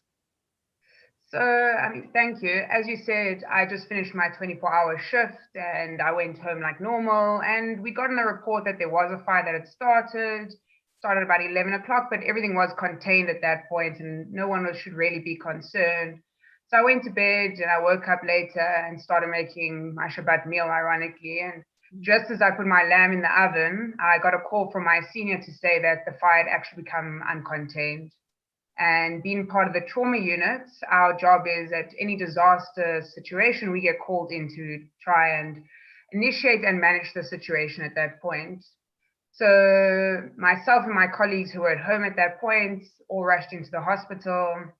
So I arrived about 6:30, to which, I mean, you saw the video, which at that point was just smoke at the parking lot, and that was during the day.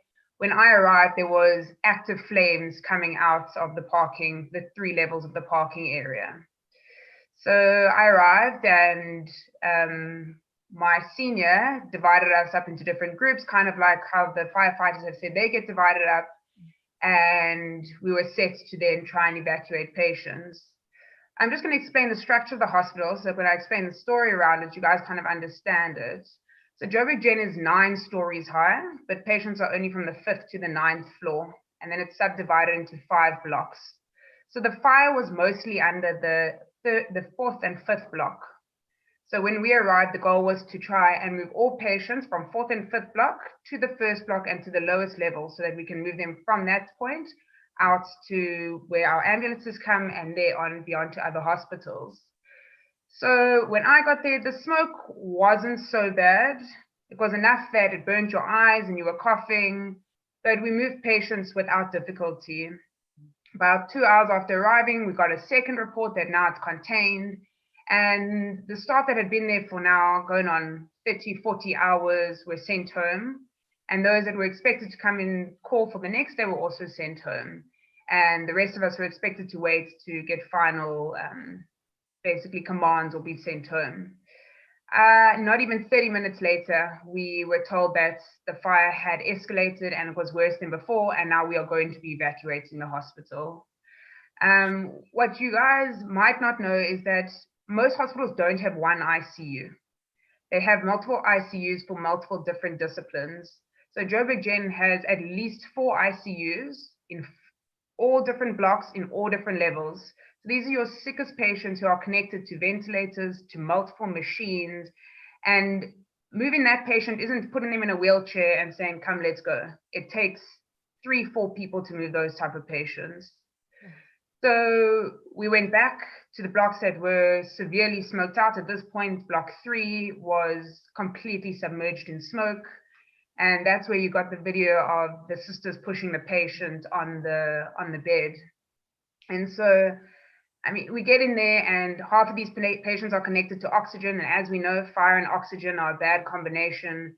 And every patient that was on oxygen had to go to theater, which means that our theater complex, which is a very large theater complex, was flooded with patients.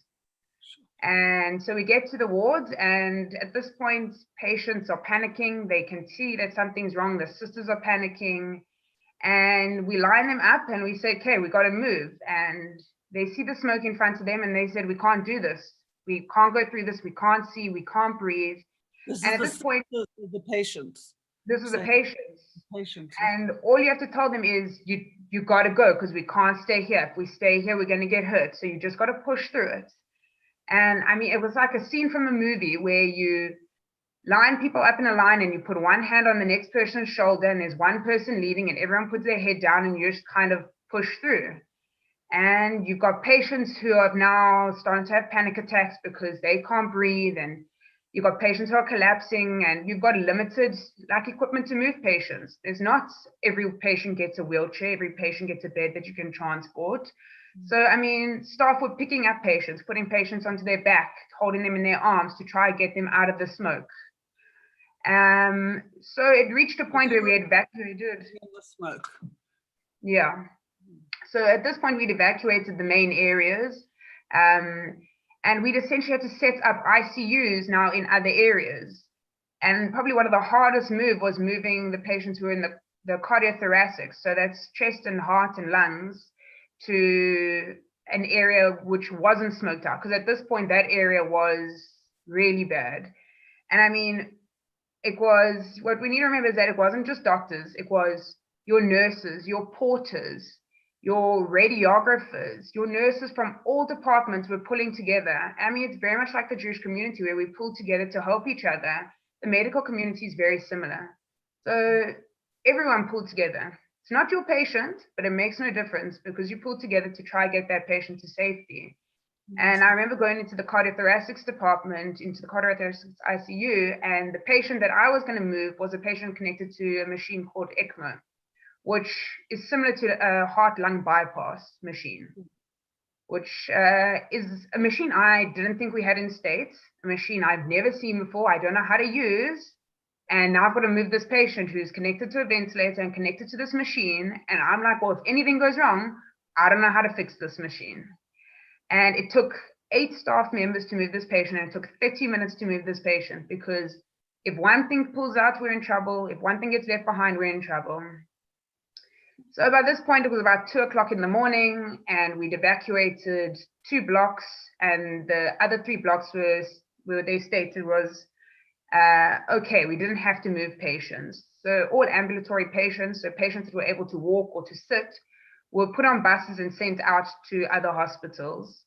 And then the other patients who were more critical were at that point held at the hospital because it was declared contained again. And not even an hour later, the plan was for, regardless of if we got the report that it was contained, we are fully evacuating. There was a rambling murmur of structural damage, which to this date, we still do not know if there's structural damage. There are people who are still evaluating the situation, but we couldn't risk it. So from 3 o'clock in the morning, ambulances were coming in, private ambulances, state ambulances, and patients were moved far and wide. We've got patients down at Baragwanath, we've got patients all the way in Pretoria, and probably by about 10 o'clock on Saturday morning, every patient had been moved out. That's astonishing. Absolutely astonishing. And you're now on 48, how many hours without any sleep? Well, I mean, luckily, because I had worked the previous day, well, going into the Friday, at 2 o'clock, they said I had to leave. So I left, and then I was called back in the early hours of Saturday morning. But a lot of my colleagues had not slept 40 hours, 45 hours. It's astonishing. And it was just the hospital staff. There weren't emergency people coming in to help you. I mean, where were they? To tell you the truth, I'm not quite sure where they were. They might have been there and I might not have bumped into them. I know that it did reach a point where the smoke had literally like hotboxed the hospital, and firefighters had to come in to break the windows open. But we didn't see any staff inside. There were ambulances that came and they helped us move patients from where they were being pushed down by us to the outside, to where they were then moved out. And I mean, you must have been quite scared in all of this. I mean, you're only human, and here you have to be. You can't show that to your patients. Yes, it's quite interesting because I ran past the fire, didn't think twice. I ran into the building, didn't think twice. And I say and I don't think any of my colleagues thought twice. We dedicate our whole lives to this. We spend hours working in a hospital, and our main goal is to always protect our patients. And so at no point was I like, wow, I actually could get seriously hurt here. The only point where I probably did get scared was when the patient started to get scared. So, yes. I mean, there's nothing you can do when a patient has a panic attack during this. When a patient collapses, you feel hopeless. And so you're scared and you feel scared for them. So that was probably the only time that I ended up feeling scared during all of this. Sure. Wow. Well, I must say, if ever I land up in that hospital, I hope you're my doctor. Thank you so much for coming on the webinar. I know it was a challenge, and I'm very grateful that you did. Thank you very much, Dalit. Thank you. Absolutely. Thanks so much. And now, last but not least, we are going to speak to our DA Shadow Minister, Michael Sun. Absolutely.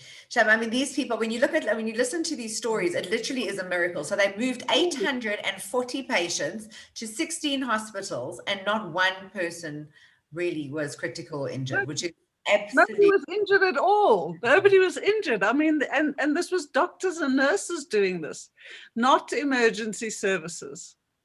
Absolutely. Michael, where were the emergencies? Hi, Peter. Thank you very much, and hello, Dina. That's that for a starter question. Hey, Mark, no pressure at all with that one. No pressure at all. But I think, please allow me before I answer the question, is to say that, but by the way, just as a correction, I'm the DA's shadow MMC for public safety in the city of Johannesburg. And of course, those that know me, I was the former MMC for the city too.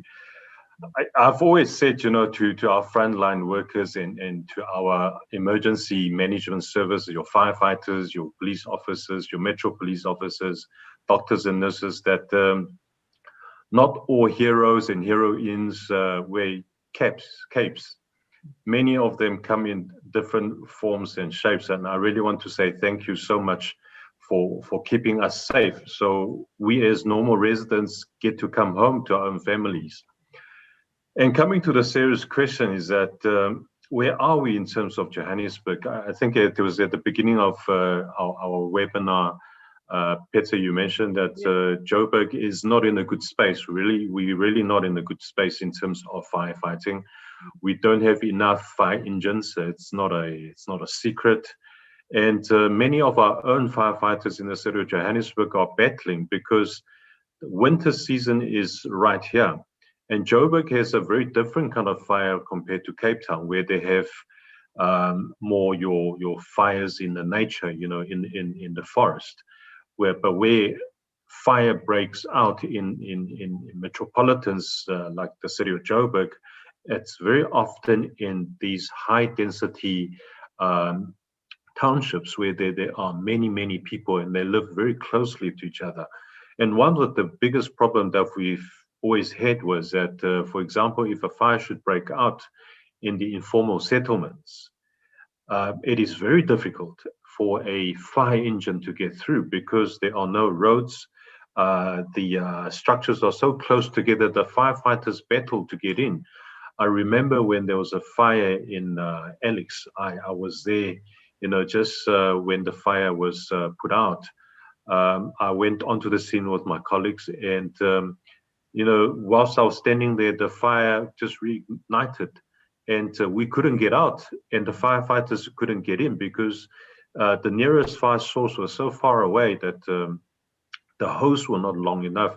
So we're really in a situation where that I think this really rings a bell for the nation, not just for Johannesburg, Cape Town, that we need to firstly take care of our own homes. We really need to learn about, keeping ourselves safe in terms of fire safety. We need to teach our children, especially, what to do. And of course, it's always advisable to have a home firefighting canister, your fire extinguishers, the smoke detectors, as you spoke about. But I think also very importantly is that we need to look at as government, look at our facilities. Dr. Blumenthal spoke, and I got the goosebumps.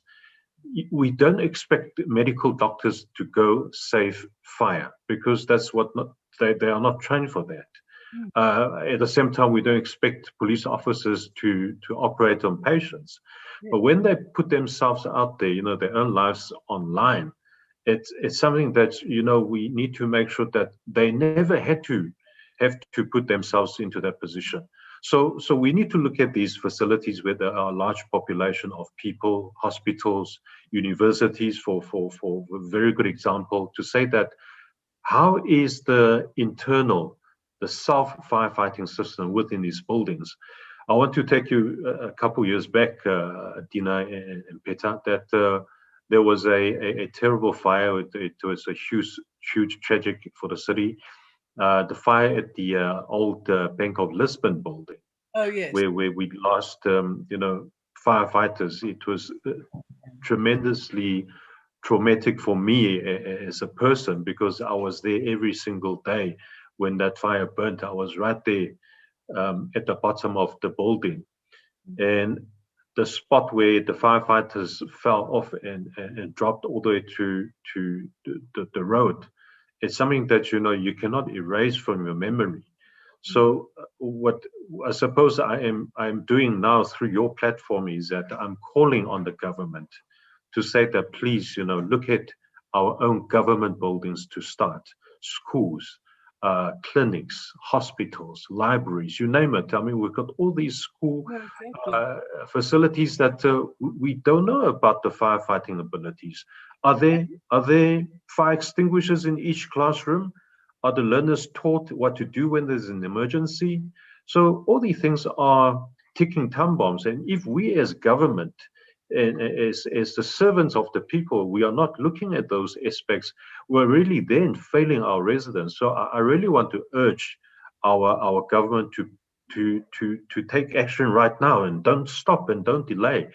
And there's, of course, my colleagues such as JP Smith, I see that he's gone off, but I really want to mention this. It's not a fancy job as everyone thinks to be, the official in government. Sometimes when the things strike, we really have to deal with it. And I'm only very grateful that we still have many good men and women out there that's willing to take care of our country, willing to go fight the battle. And I see, Javier, I was really surprised that he came on as one of the firefighters, because we really want to see young people, of that strength and that commitment to go out there voluntarily and say that, you know what, we're willing to do this for our community. So I think. Sorry, I'm think just to. Yeah, I just want to kind of focus our questions, because we're running out of time. We were supposed to finish at 9:30. And so I'd really want to ask you, I mean, as Dalit was explaining to us, it was the doctors and nurses and hospital staff who were inside there evacuating. Usually, at least in the movies, it's the firemen. It's the the emergency services, not the actual people who are working in the place. I mean, is that because there simply weren't enough people? Is that because what was that about? Well, Peter, look, I think when a situation of that magnitude arises, you can't just stand back and say, let's wait for the firefighters to move everyone out. I think that's natural. And I think it's also very brave for the medical staff to rescue the patients. But of course, there are certain protocols and drills that when there is a fire emergency that, the fire department must take over. They know what to do. They are the trained professionals. And it is also very dangerous for inexperienced civilians trying to save fire. I mean, I've learned because of my work experience, but I'm not a qualified firefighter at all. So if you put me into a situation to go save fire, I may even make it worse. So this is where I think you're right, Peter, that the emergency management services must always get there. I mean, we have a KPI in terms of dispatching fire course, and firefighters must get to a scene within a certain time and start to action the protocol and the fire attack plan. So yes, I do agree with you. Leave these dangerous jobs to the professionals, but that's also not to say that we don't want people to assist. I mean, we do need the community assistance, but in different ways.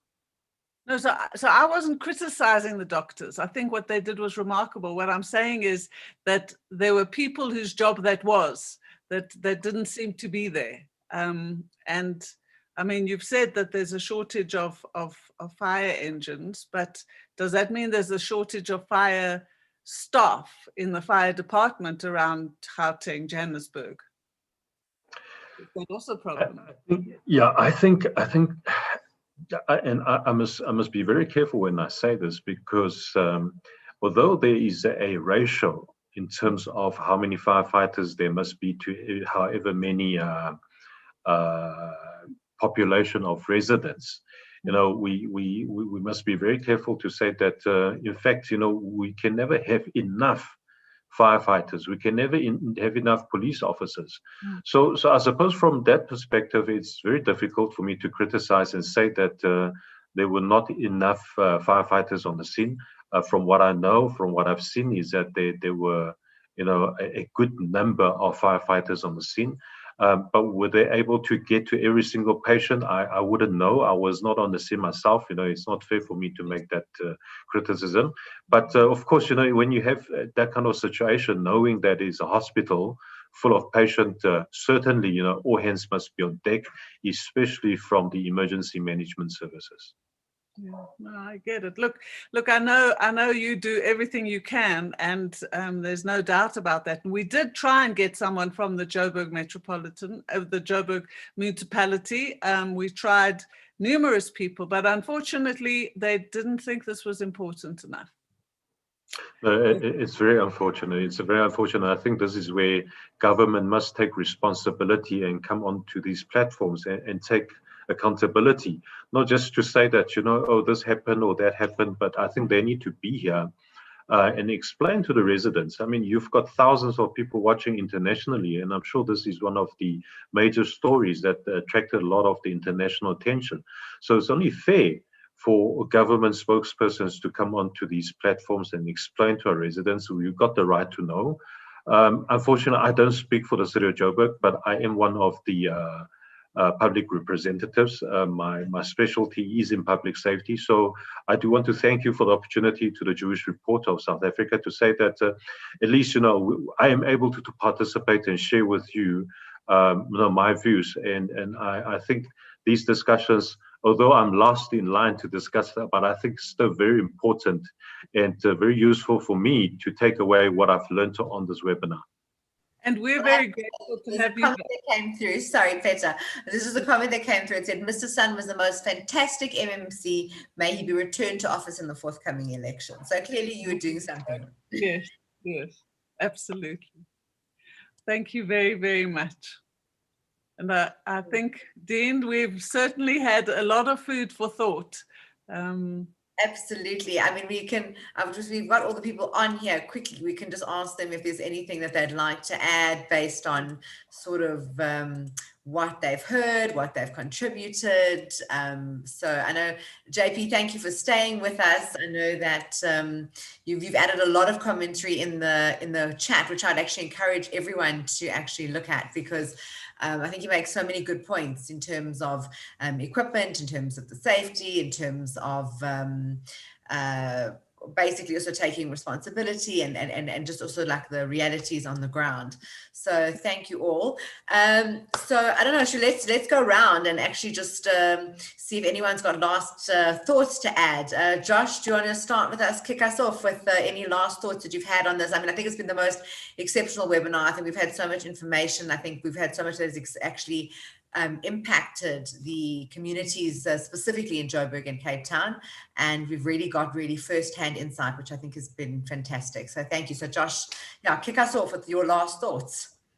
My last thoughts are the same thoughts I ended off before, and that is just be prepared. Just go out of your way and make sure you've got those basic elements in your house. Don't wait for the big fire to arrive. Don't wait for the big storm to come. Just be prepared. That's all it is. Get a fire extinguisher, locate your fire hydrant, get a smoke detector, and get a fire blanket. That's it. Brilliant. Great advice. So let's hope everyone takes it. Thank you. Rabbi Nissen Goldman. Yeah. Last closing thoughts on the evening. I mean, there's been a lot to digest. Obviously, a lot of emotions. I can share what I've sort of been processing lately. People make a lot of fuss about, saving the Torah, but I think that, and I might be stoned for saying this, it might come across as heretical, but that there's, the image of Moses, Moshe Rabbeinu, our teacher, coming down the mountain, smashing the Torah, smashing the tablets to protect Jews, comes to mind, and that's ultimately, the Torah is there to serve the Yidden, and that we got to put the Jews and the life first in that sense. And just the last few days, having sort of dealt with the students and meals and transport and accommodation, being there for them, it's just been it's given me a lot of pause and what we do here, you know, being there for the students, and how as big as a deal that people are making over the Torah being saved, the students, both in body and soul. I mean, you know, it's good to make that sort of priority, and that's even Moses smashed the tablets to save the Jewish people, you know. So that was just some thoughts I was having lately, and yeah, I don't know if that. So no, absolutely, and as we've said, no lives were lost. So absolutely critical and incredible, and in itself a miracle across both sort of regions. So thank you so much, Rabbi Thurgood. Thank you. My thoughts would be when the worst happens, stay the course, accept the help that you are offered, be grateful for your friends, and take them up on what they're offering you. And just keep going. You can build it back. You can get back to where you were, and never give up. Just keep going forward. Sure. Thank you. Dr. Blumenthal, your thoughts. Also, I mean, a harrowing experience, but really just incredible work. Yeah, I got to say, so I'm from Cape Town. So Cape Town had their massive fires. My home in Cape Town, so Table Mountain, I declare very close to my heart. That was burned. My work home was burned. Yet everyone still pulls together. Everyone still helps each other. And something I didn't mention, which I think is actually vitally important to mention, was other hospitals took on huge numbers of patients. By definition, Barrett took on what is called disaster also. They took on 100, 150 new patients. And no one said, we're not going to do this. No doctor turned a patient away. No sister said it's not going to happen. So it wasn't their patients, and everyone stepped up. Everyone helped where they could. And I think that goes the same for Cape Town. Rabbi Goldman went and he said what he was able to save. The firefighters were able to save what they were saved. And it's all about, well, I believe, teamwork in the end. Thank you. Thank you. Thank you. And Elijah, what are your closing comments? I know you also had a very rough time. So really linked to what the doctor just said is that we, in any situation of disaster, we are stronger together. The more we work together, the more we come out of it. I mean, a large part of UCT lay in ashes for the past 4 days. We will rise out of the ashes, but as we do so, we're not gonna do so as UCT alone. We are doing so with all the winds beneath our wings, being every inch of support that we got from everyone. So our gratitude once again for everyone. Thank you. And JP, thank you again also for your time. I know you've been adding gems in the panel, in the chat. So what else is there that you would like to say and to add?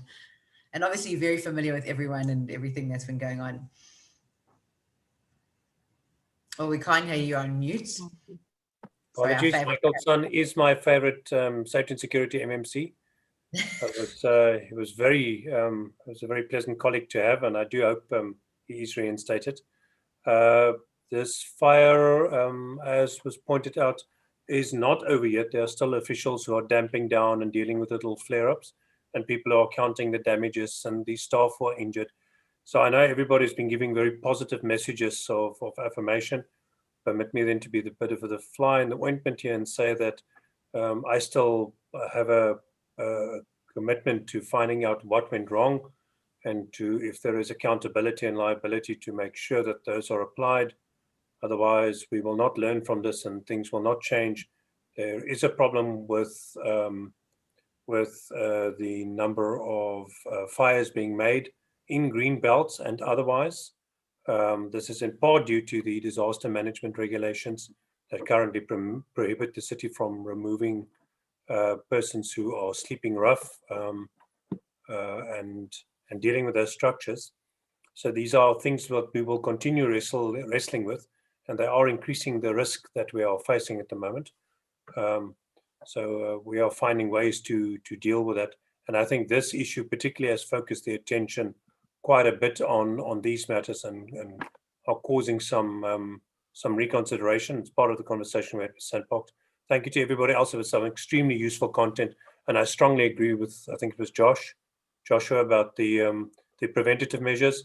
Some really small interventions that when you have that oil fire above your stove, you can save yourself your entire house burning down by just having that little bit of extra appliance right there, that firefighting kit to do that. Thank you.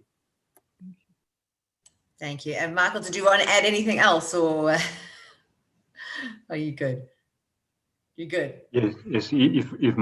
If I may, I think I'll be failing if I didn't compliment JP back. I actually have a T-shirt with JP's face on, so that's how much of a big fan I am. No, but on a serious note, I think it's all the best. Good luck with our colleagues in Cape Town. Elijah, you guys are doing a wonderful job. We are watching you. JP, the good work that you guys are doing is not unnoticed.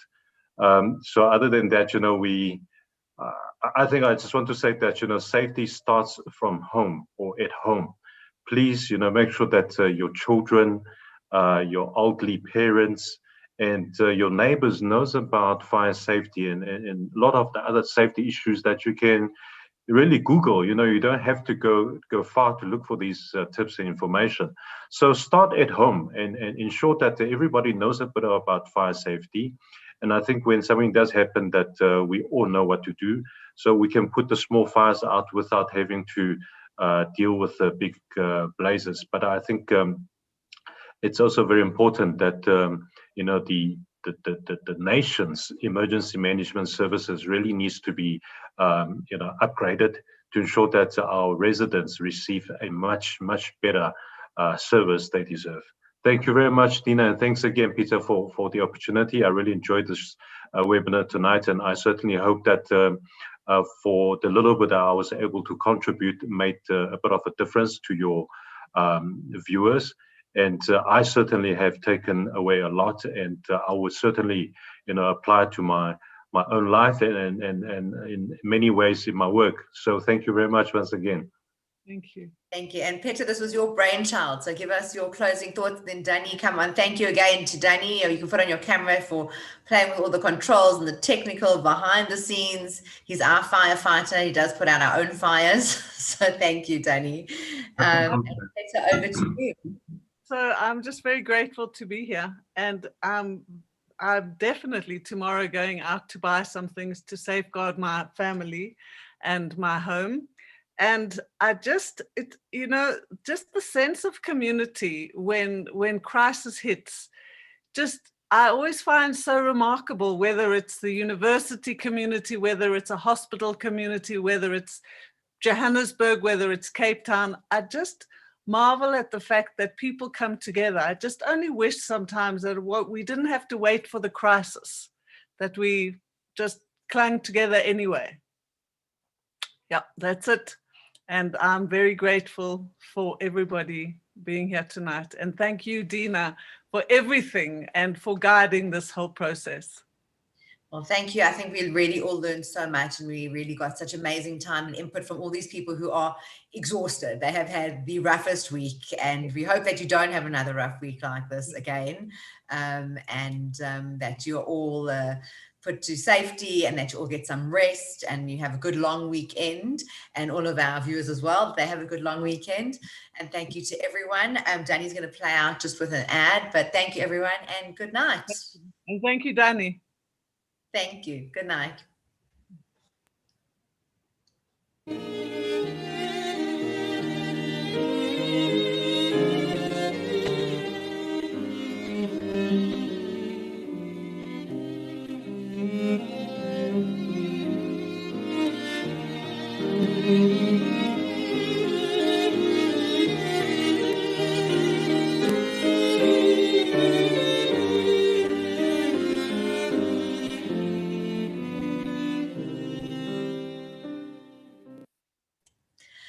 last comment for anyone who is still watching. If you've enjoyed it, if you've learned anything, please post it in the chat. Please feel free to add any comments. I know it is the end of the webinar, but if there's anything that you've learned, anything that you've enjoyed, please post it back, because we always love hearing from you and love hearing the comments and what you enjoyed, what you didn't enjoy, which we know we always hear about. So please just feel free, and everyone just have a good evening. Thanks, and thanks so much, Peter.